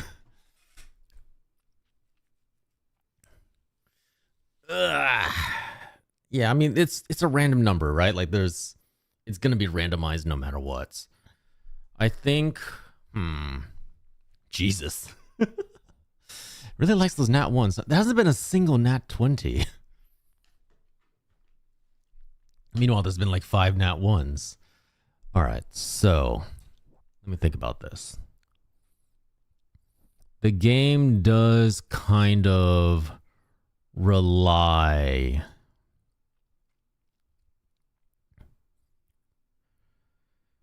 I don't want to make this too complicated, but maybe we have a point redeem available. Let's see, points. People can choose to roll a d20 through the redeem.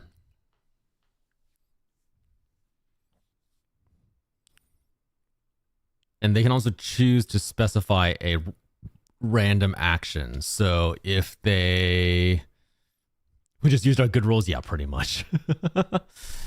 So if they choose, so the people can come in and say, hey, if a rock comes at us, I want to dodge. So dodge will use somebody's 1d20 roll. But does that make it more complicated?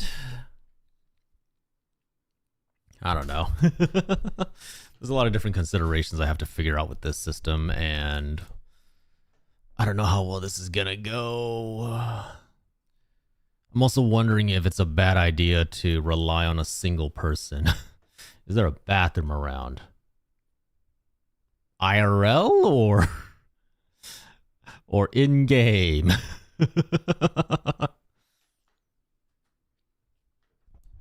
Do you wish to find a bathroom?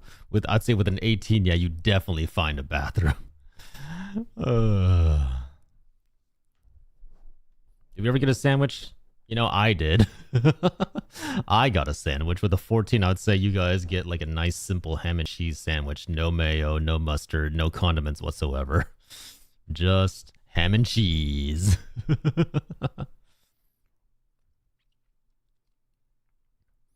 Man. Yeah, this is going to be interesting. I'm going to have to like design a quick dungeon and then just let you guys run through it and see what happens. Can't guarantee it's going to be very long. Can't guarantee it's going to be very short. We'll have to see. What is it? Okay, you know what? That's fair. Fine. I'll give you a little. Do you want honey mustard or do you want regular mustard? Little bit of mustard. A scooch of mustard.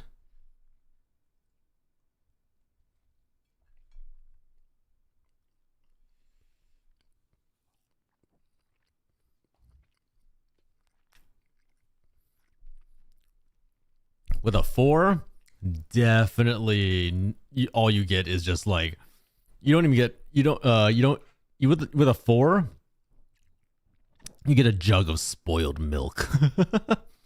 Grape point. Isn't that like Dijon mustard? You want the nice fancy stuff, huh? Hold on. Let me go grab some water real fast.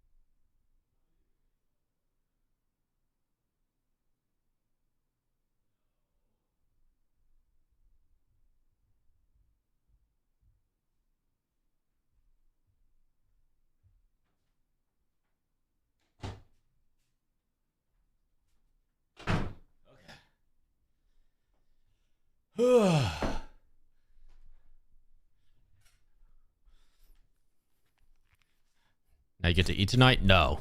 No food for you. Okay, so honestly, it seems like the random dice roll seems to work pretty well. So the question becomes, I'll have something set up.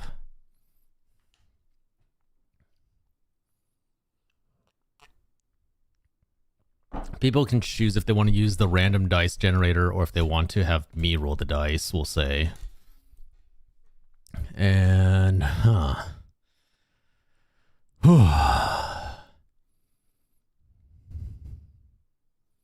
just trying to think about what I need to do to make this work.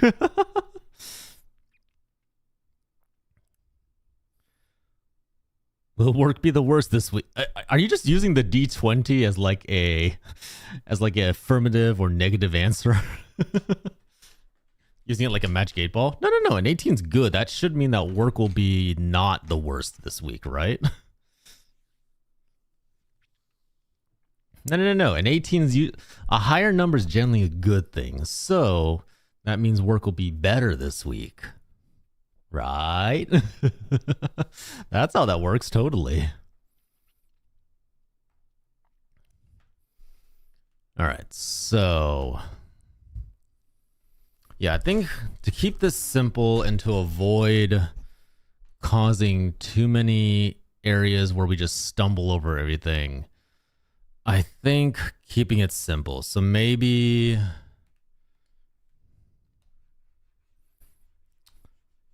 we just want a very simple...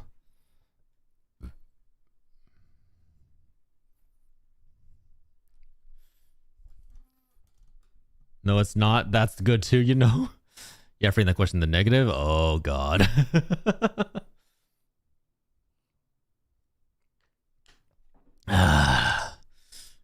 To be fair, if a magic 8-ball was always right, I'd be very suspicious of that magic 8-ball. All right, so let's say we'll have you, the character, enter in. We'll have like some basic outdoor area. So maybe like some forests. And then we'll have the actual dungeon itself. And then you can explore that as much as you like. Get to the end of that.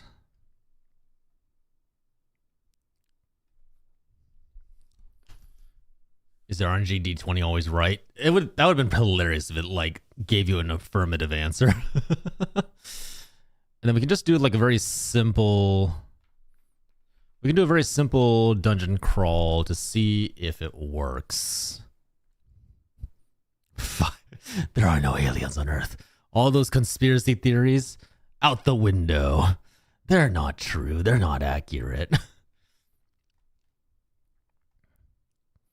And then, let's see.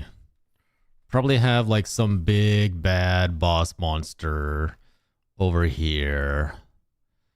And then...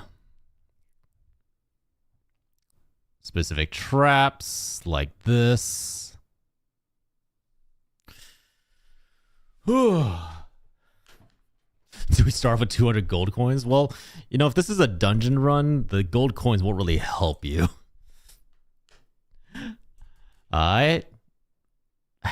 Hazel? That's Hazel, right?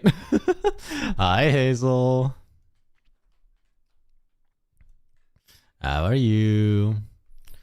And then we can keep the inventory for, say, stuff that you pick up. So let's say you start off with like a basic sword, dagger. If I would have known that... What? When did I say that? I don't remember saying that at all. What? Oh my God. I changed my name from Hazel Healer. Ah, I see. Well, hello, Hazel. How are you? You want a slingshot? You know what? That's fair. How about this? You guys start off with a dagger and a slingshot. And that's all you get. This is all you get. A dagger and a slingshot to start off with. Let's test this. Hazel, you want to join in on this?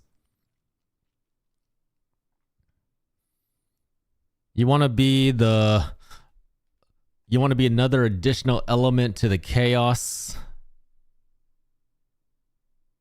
Oi? All right.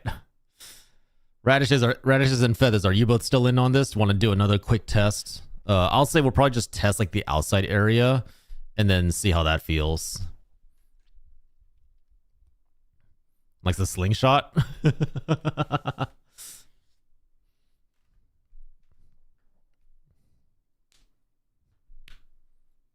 Yeah. Oh, God. Just popped everything. That's real sus. What do you mean? Look, my quotes are weird, all right? I don't know why they're doing that. Actually, which one is Magical Dad John John?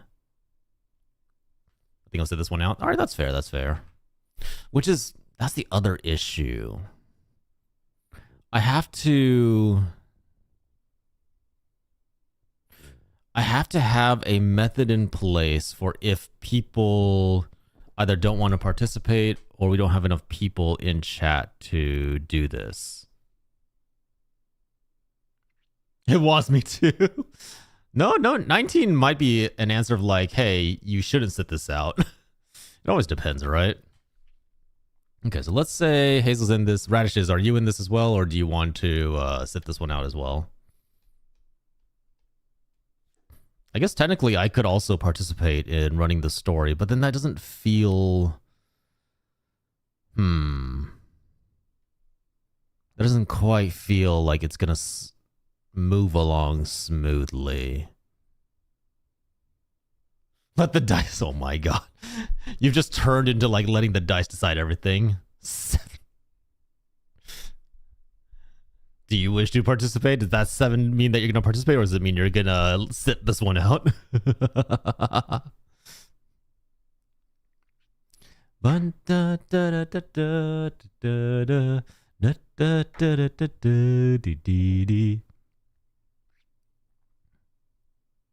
I'll play. All right. Hazel and Radishes. Okay. How about this? For this first part, Radishes, I'll have you go first just so Hazel can kind of learn what's going on. So, your goal is to get into the dungeon. Outside the dungeon, in like a area with a lot of trees, a lot of cover, you see off in the distance what appears to be 2 kobolds. Which, if you've never seen a kobold, they're like little dragon people. Little lizards standing upright, usually very small, very weak, but they are intelligent enough to make decisions and usually serve as servants to like some larger creature that they respect and follow. So, seeing the 2 kobolds in the distance, Radishes, what do you want to do? You got to get past them to get into the dungeon. You have currently a dagger and a slingshot. How would you like to do this?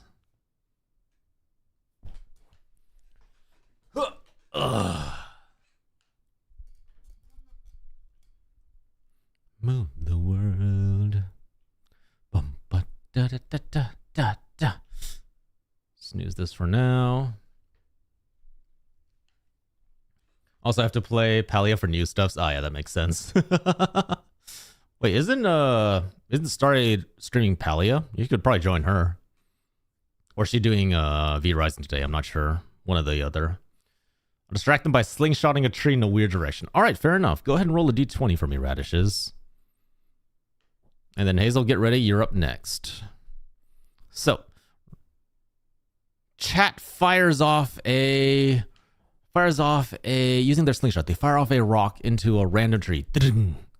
Hearing the noise, one of the kobolds glances at the other and then walks over into the trees to inspect it. Not really certain what it's looking for.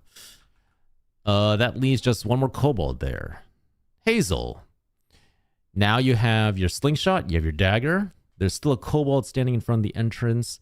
One of the other ones is kind of like wandered off into the trees out of sight now, looking for whatever would cause the sound. What would you like to do, Hazel?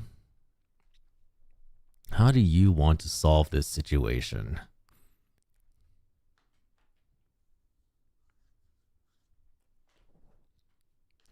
Tell me anything. What wanders across your brain? Starry's playing vampire game today? Ah, okay. Oh,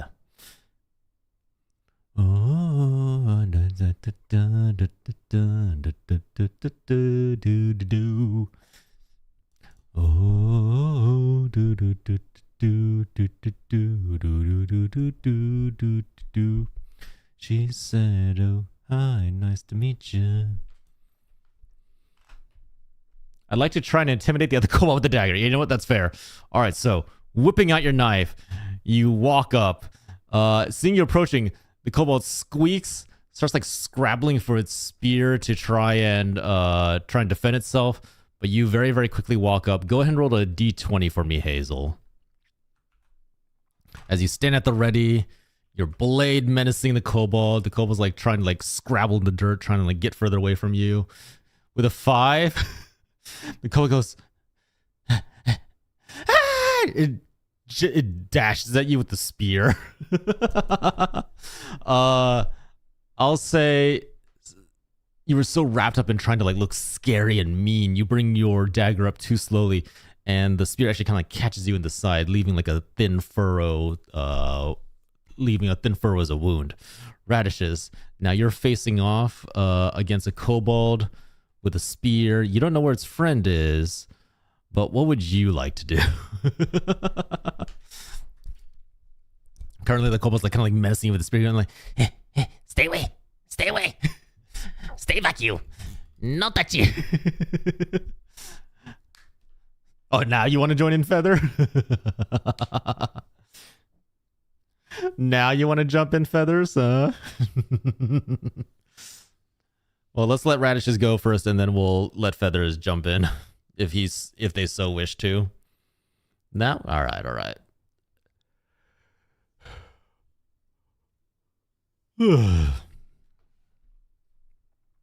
Should I have a certain amount of wounds before? Let's say if I use the red, I can show injuries maybe. So go to red, paint a little bit of red right there.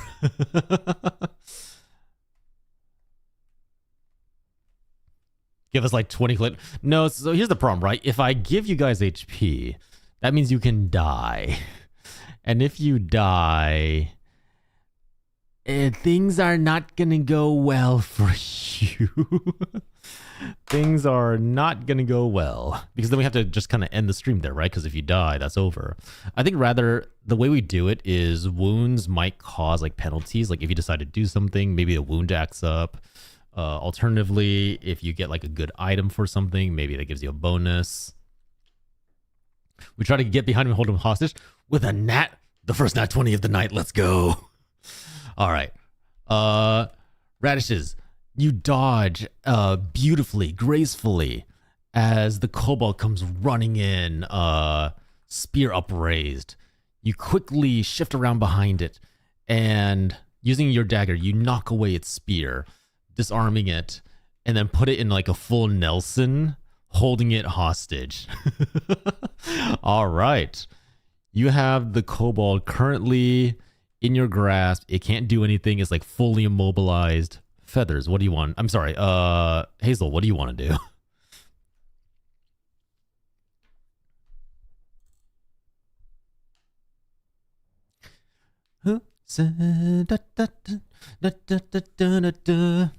Around you, there's the trees.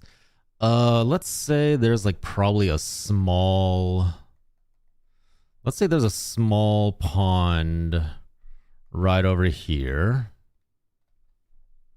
The other kobold still off searching the forest for something. You're not sure what.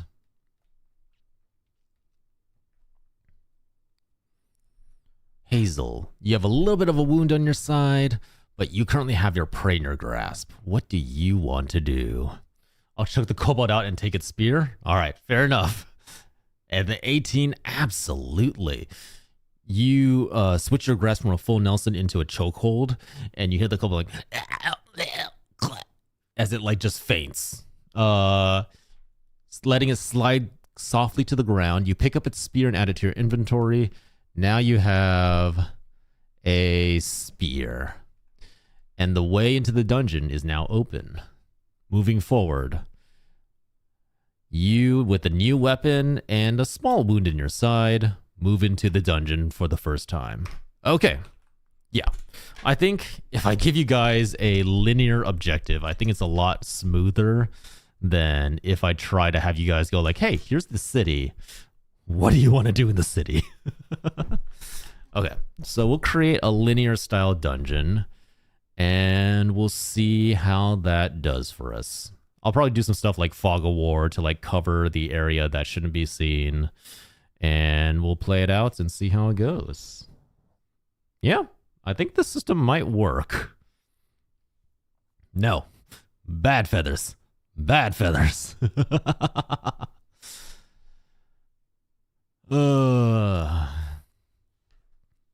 Or sandwiches. Yeah, you know, sandwiches are also another good option. But yeah, what do you guys think? Do you think this system works relatively well for what we're trying to do? So you have the inventory on your left top right here. So right here. this will kind of be like the play area where we show off everything that's happening and what's going on. This area will be the queue, which will show like, hey, what's the turn order? So it'll be like hazel, radishes, feathers, briar, blade runner, whatnot. And then over here, this would be fun. Kind of reminds me of Magic the Noah. What's Magic the Noah? And then we'll just have the play area here, and then we'll figure things out as we go. Maybe what I'll have is maybe under the inventory section, rather than having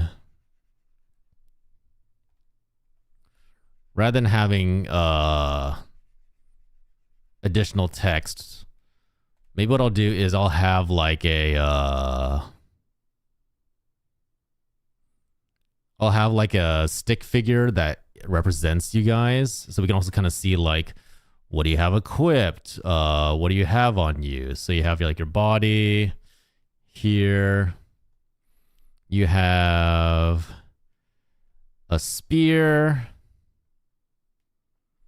You have a dagger.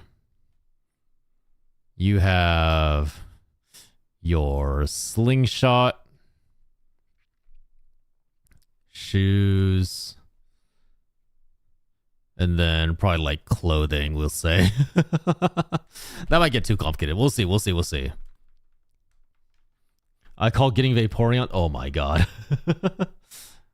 When is this Wednesday? I might not be around. It's going to be at the usual time of my stream for like, so 9 p.m. EST, 6 p.m. PST. If you're not around, that's totally fine. Like, what is it? We're just going to try and see if we can make this work. He makes games in Google Slides. Well, that actually sounds really fun. Why Vaporeon specifically? Is it like a Bart Simpson slingshot or a David and Goliath? Probably the Bart Simpson style. I don't know if you've actually tried to use like a David and Goliath sling. That thing is hard to use. Like, you actually have to try with that one. At least like the Bart Simpson slingshot, you can just kind of like aim and your mind intuitively understands how it works.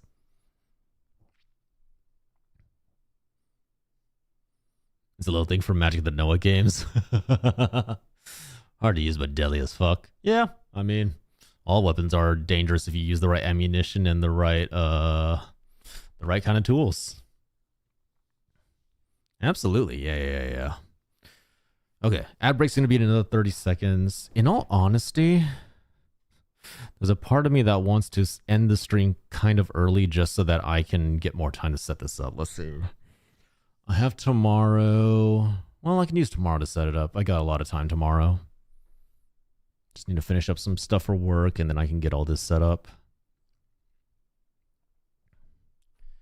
Oh, okay. So we have a vague system that might work. In the case that chat goes quiet or people don't want to or people want to sit it out, we might have to design a system that will allow me to use dice rolls on my end and then just start writing a story with whatever the dice rolls we get. I'm gonna have to figure that out. Oh, my brain. Let's try and design a TTRPG system in one day. This will totally go well. Oh man. I am smart. I could have chosen the simpler way of doing this. I could have just said, hey guys, it's my birthday. Let's play community games together. Instead, I said, let's design a whole goddamn TTRPG system. Very smart. John is super smart. Oh boy.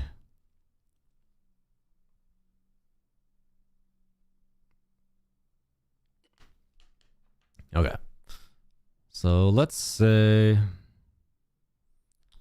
try cleaning this up a little bit.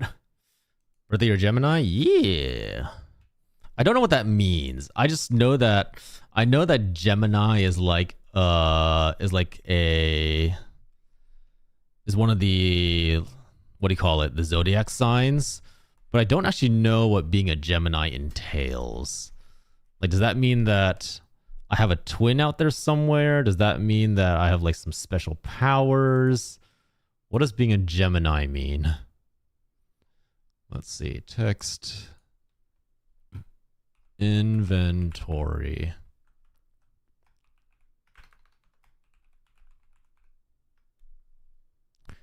Okay, we'll put this here.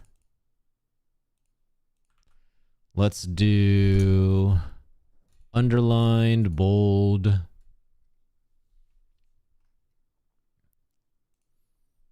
Copy that.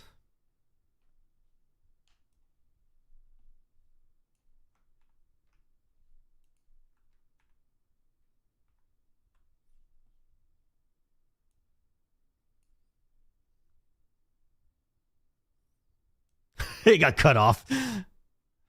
Yes, that totally describes me. I'm absolutely creative, knowledgeable, and everything else that said. Okay, I'm gonna just say, like, for me personally, quick to learn is definitely not accurate. Perceptive, sure. Analytical, yes. Versatile, sure. I do not have strong communication skills. This may surprise you since, I like and enjoy streaming, but I am actually not that good at communication. And I definitely don't connect with people very well. If anything, I'm more antisocial than a social butterfly.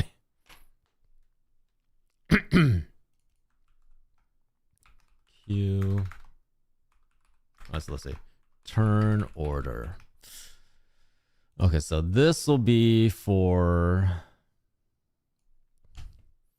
inventory, turn order. Google really likes Geminis. Wait, what does it say for others? It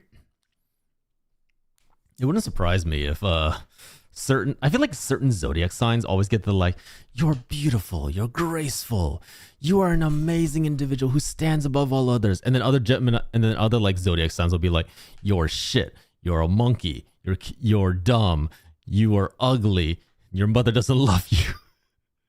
I feel like there's always like such a weird discrepancy in how certain sites like describe the zodiac signs. Some of them are like, oh, you're a paragon among people. Others are like, you are the worst human being ever to live and you deserve to die in a ditch. It's always very amusing. One is like, you're sensitive and prone to mood swings. See? That's just another way of calling you a bitch. Right? That's just a polite way of saying, you take offense very quickly. People don't like you. Which we know Radish. Radish is very sweet. Not at all like that. What are other people's Gemini signs? I mean, what are other people's zodiac signs? Let's figure this out.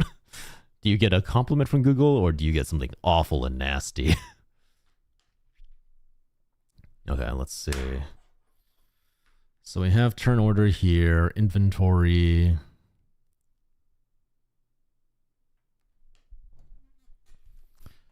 Maybe, you know what? Let's try this. Let's draw a very simple... Let's draw a very simple representation of what you look like so that we can always have on screen a visual representation of your current status. So status. Because especially if we're going to do a whole like wounds system where you might get injured or be bleeding out, probably important to then make sure that you can see that. So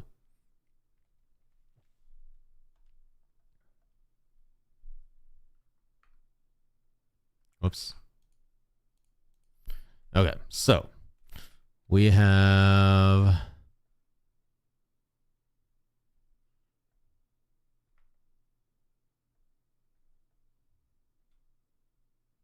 chat here. Little stick body.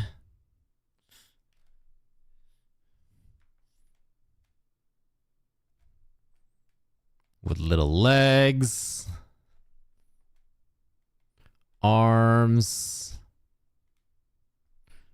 hands, feet. Why did I make them blocks? I don't know. Can we have a kazoo? Sure, you know what? Here, in your inventory, you'll start off with a dagger. You'll start off with a slingshot. Oops, hold on. And I will permit you guys to have a kazoo as a musical instrument. It's gonna be the whole like that one song about DnD. What is it? What is it called? Hold on. You know the ones I'm talking about. Bard song. This one, perception check. Hold on, there's a really good animation for this. Perception check animation. This song is honestly the quintessential representation of what it's like to play D&D.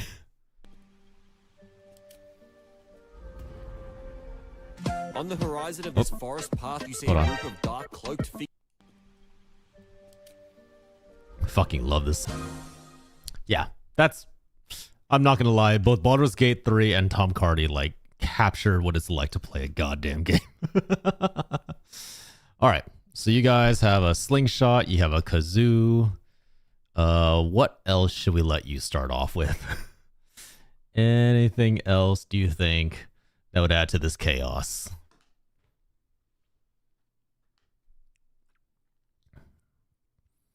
Let's see. Turn order is probably going to depend on how people turn up and how they want to be added. Yeah, we're going to have to see how that goes. Okay. Honestly, I might end stream here so I have enough time to go work for this Google form. That's actually not a bad idea. I have 10 mythic medallions in TFT now. Should I get the Shorkbriar? Only if you really want to, radishes. Like, that's like, because like, think of how long it took you to get the 10 mythic medallions. Is it worth it? Is it worth it? Do you truly want that? Oh, actually, I guess we could go play TFT to relax if I wanted to.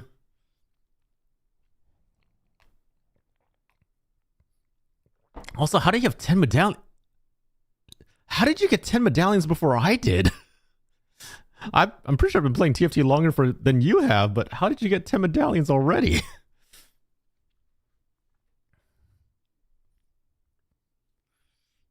Oh, I bought the... Oh, okay, that makes much more... I was about to say, I was sitting going like, wait... You only get a couple medallions per free pass. How are you? Okay, that makes much more sense. Okay, let me think. Is there anything else I can do here? Here's the problem. I don't want to design... Well... I guess we could design the dungeon now.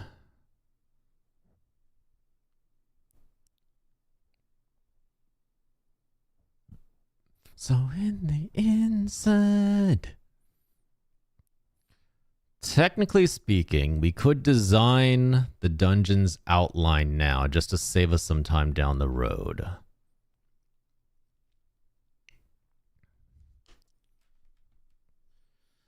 Let's see. Okay, let's see how this goes.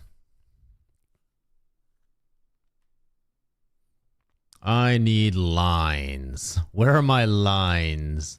Where's my line tool? The inside. Shape. Straight line. Okay. Aye, that's a gradient. That is a gradient tool. Not what I want at all. I just want to create straight lines. Hello? How do I do that on this? Oh, here we go. Okay. Day drinking and smoking cigarettes in a public park at 2 p.m. Wait, what? That's so specific. What is that even referring to, Hazel? Okay. So let's create this probably in like a dark brown to kind of like show off like, oh, this is meant to be a underground cavern or something. So there. Will it get banned if I post a YouTube link? I think unless you're VIP, Stream Elements is just going to like censor the link. So unfortunately, it won't let you. Unfortunately, it will not allow you to do so. You have to unlock VIP status,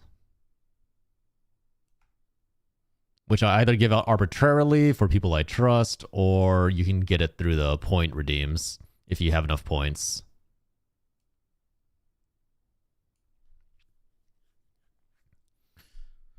A night that stay up with you all night. How to stay alive. You're more than welcome to share it in the Discord if anything, Hazel. If you want to, like, if you're looking to show off a specific video, sharing it on Discord might be an easier way. And then stick this up just a little bit and then over.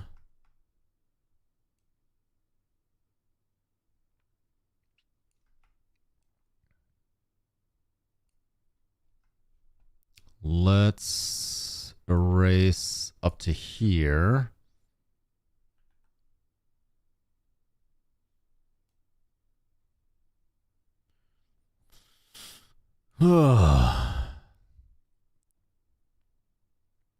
Night, let it stay up with you all night.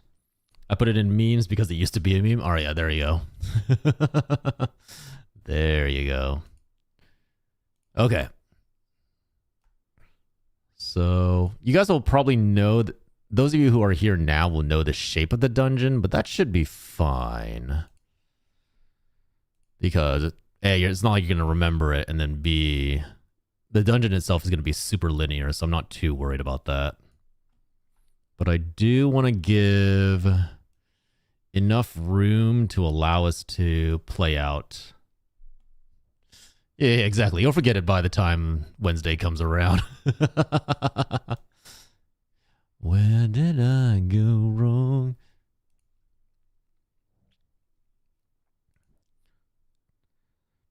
Did I stay up with you all night? How to stay alive?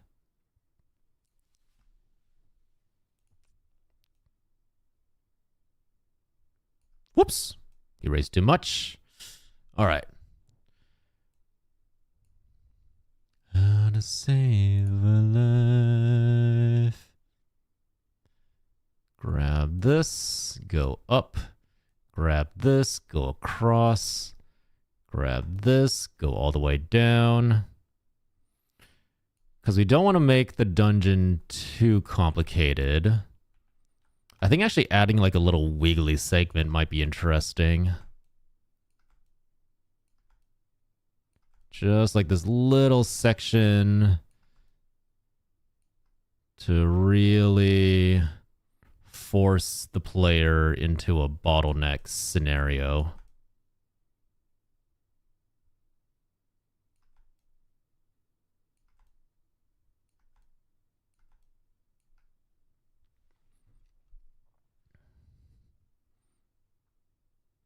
Is that too small? That might be too small.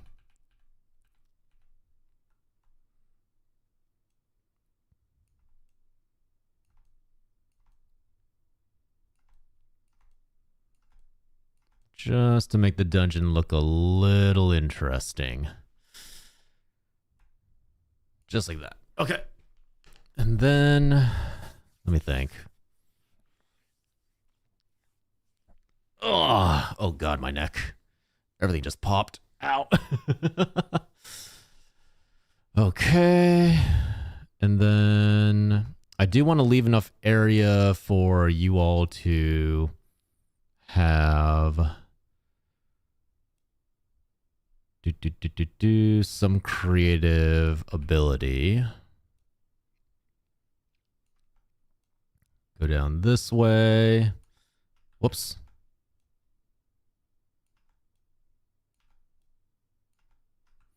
Let me think about this. So we want to have the lines going this way.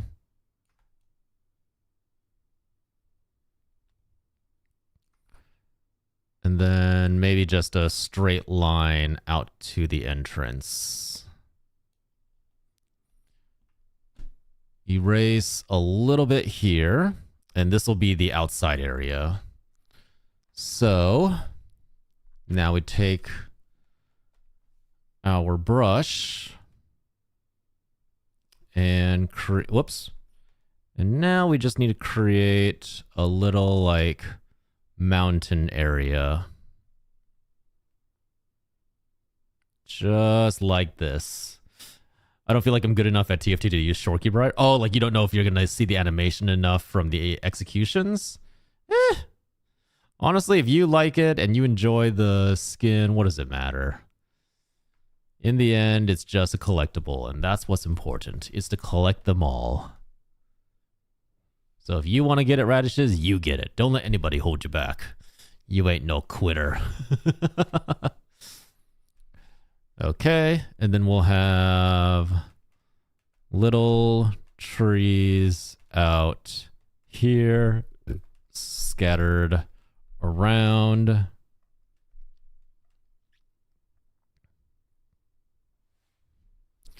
Maybe we'll have erase this, get a nice blue in there,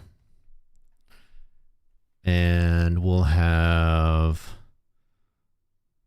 a little pond that sits right at the edge of the earthen area.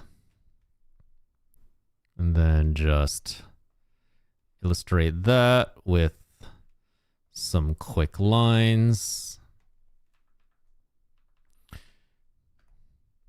Grab a green for the trees.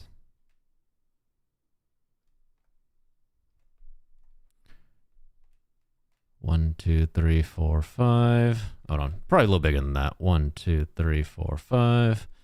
1, 2, 3, 4, 5. 1, 2, 3, 4, 5. And then go in with the eraser to erase that water inside. 1, 2, 3, 4, 5. 1, 2, 3, 4, 5. 1, 2, 3, 4, 5. 1, 2, 3, 4, 5. 1, 2, 3, 4, 5. Okay, so then what we do is we take that brown from earlier, create a single straight line. So what I'm going to do here is just to help differentiate between the sides and the rest of the game. So basically like differentiate, hey, here's the game board. We're going to take our paint bucket and we're just going to fill in the inside of that. And then let's say, let's have red be the door to the dungeon.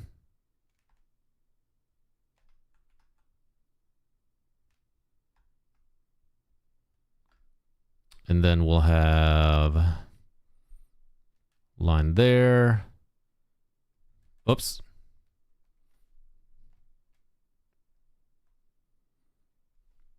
All right.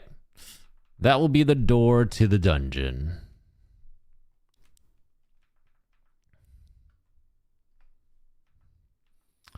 And then we'll have players be... Let's have you guys be purple just for Twitch chat, but also to like help you stand out against all these colors.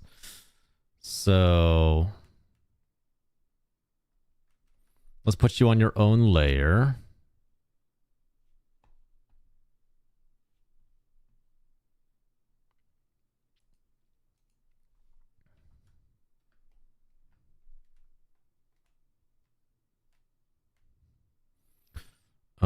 We will have... probably better to use negative space. So...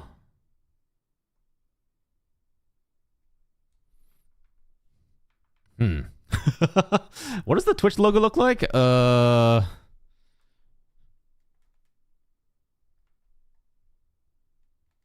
think it's just like a chat box, right? Whoops, wrong window. Twitch chat logo. I don't want to lift up the logo exactly, so we'll just try and copy that as much as we can.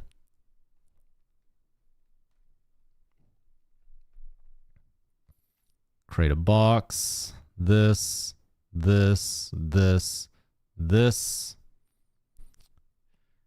1, 2, whoops. 1, 2, 3. Okay, and then fill this in for purple. There you guys go. And that will be you guys. Hey, congrats on getting a blue mass, Hazel. All right, so this will be chat avatar. This will be... wait,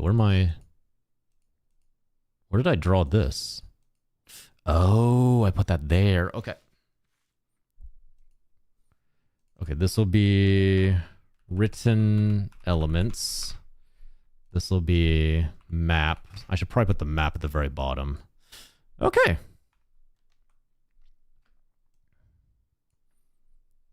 Hold on. The lopsidedness of that purple is bothering me.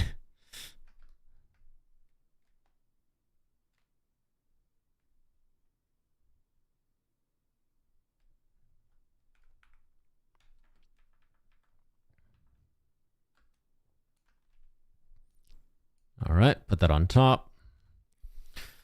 Okay, I think this is as good as I'm gonna get it. Well, actually not here. Just to show that this is the endpoint. Let's grab the red again.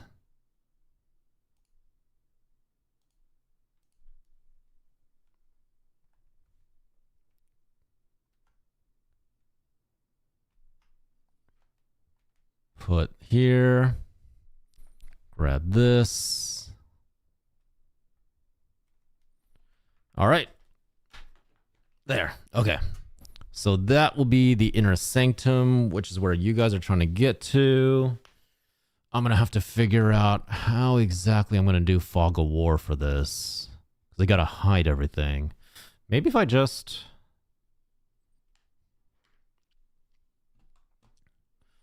what if I just make a big brown square? Actually, I guess it'd be a big black square to hide everything. So square line, make this into a rectangle. And then that will hide all of that. Paint there. And then as we are revealing different things, I can slide it up, reveal different corridors, reveal that. maybe go this way to reveal this. Go this way, go up, reveal that, pull this across to reveal this. Okay, yeah, this should work. So this will be how we do Fog of War style revealing. Okay. Should work. And hopefully everything will fit just fine. Hopefully. Hopefully. All right. And then keep this right here. There must be a better way to do this. I kind of want to expand the window for this a little more, but I don't know how I would fit in more info. Maybe if I close this all the way, zoom in just ever so slightly. Come on.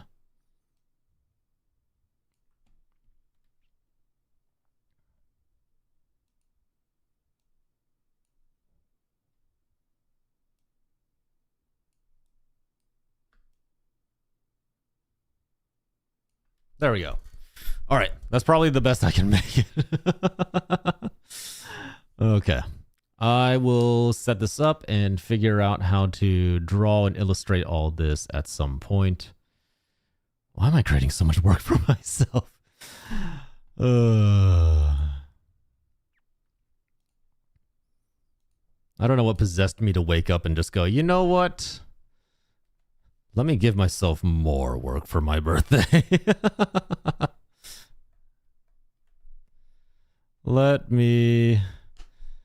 That's fine.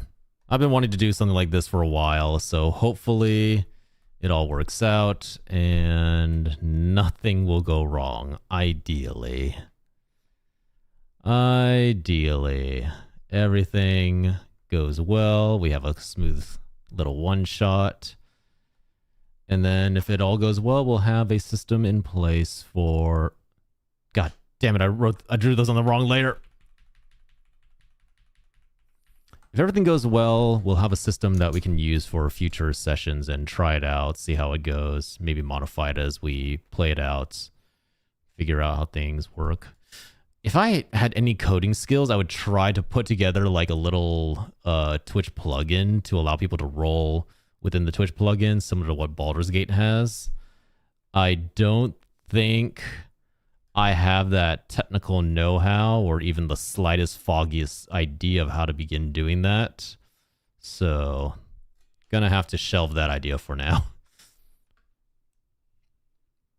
But ideally, that'd be the final form of it, like a little Twitch plugin that, you know, like the kind that appear on the stream window that people can just log in and sign up for whatever they want, and they can hypothetically roll within that, keep track of what the character looks like, keep track of inventory, stuff like that, so that we can expand the play area a little more.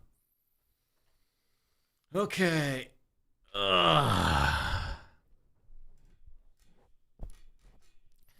With that, I think I'm going to call it here for tonight. Thank you, everyone, for coming by and helping me test this. I really do appreciate it. So, Wednesday will be the trial run for this one shot to see if you all can cooperate enough to make this system actually work. Get in this lobby? Yeah. I'll play one game of TFT before I call it a night. But thank you everyone for coming by and testing it. Thank you Hazel, thank you Briar, thank you Blade Runner, thank you Radishes, thank you Feathers. I really do appreciate the help in seeing how exactly to iron out all the little kinks and issues with the system itself. So Wednesday, if you can make it, great. If not, no worries, to totally understand. 6 p.m. PST to 9 p.m. EST is when we'll get started. I'll have everything set up. We'll try and run a quick one-shot, see how it feels, and what exactly we can do with this. Hi, Kaido. Hello. Sorry you just got in here, but we're actually ending now. I'll be honest. My brain is too tired to raid into somebody right now. Oh, no, I should. I should totally go say hi to somebody.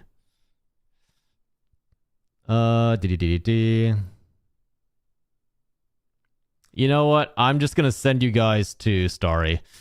Half of you here already follow Starry, so we can just go say hi to Starry. Right? Starry light. Oh, you've already been here for 2 hours. Oh, so you do know what we're doing. You're gonna join us on Wednesday, Kaido? Gonna be part of the fun. So yeah, we'll see if Twitch chat can pull together something of interest for this upcoming stream. All right. But yeah, Wednesday will be the last stream of the week, purely because Friday, the wifey is kidnapping me to go celebrate my actual birthday. And I'll probably try to put together an actual celebration at some point. The problem is right now I've been so focused on trying to get everything lined up for the 2.0 model that I've been basically neglecting all my anniversaries. I think I'm fairly certain my affiliate anniversary is coming up, so I also need to deal with that, but I'll be dealing with that at a later point in time. Happy birthday. Thank you, Radishes. I do appreciate it. I try and make it. Sounds good. Yeah, if you can make it, great. If not, no worries. We'll figure something out. And then I'll try and have a hand cam set up for if people want me to roll. Okay. Have a good time, everybody. Sleep well. I just saw... Tenma! Sorry, I just saw your message. Never mind, the message got retracted. I have no idea what you said. But hello. All right. Take care, everybody. I will see you when I see you, okay? Be good. Be kind to Starry. Starry is a wonderful individual. And... wow, my brain just shut down. Take care, everybody. Have a good the rest of your week, all right? Bye-bye.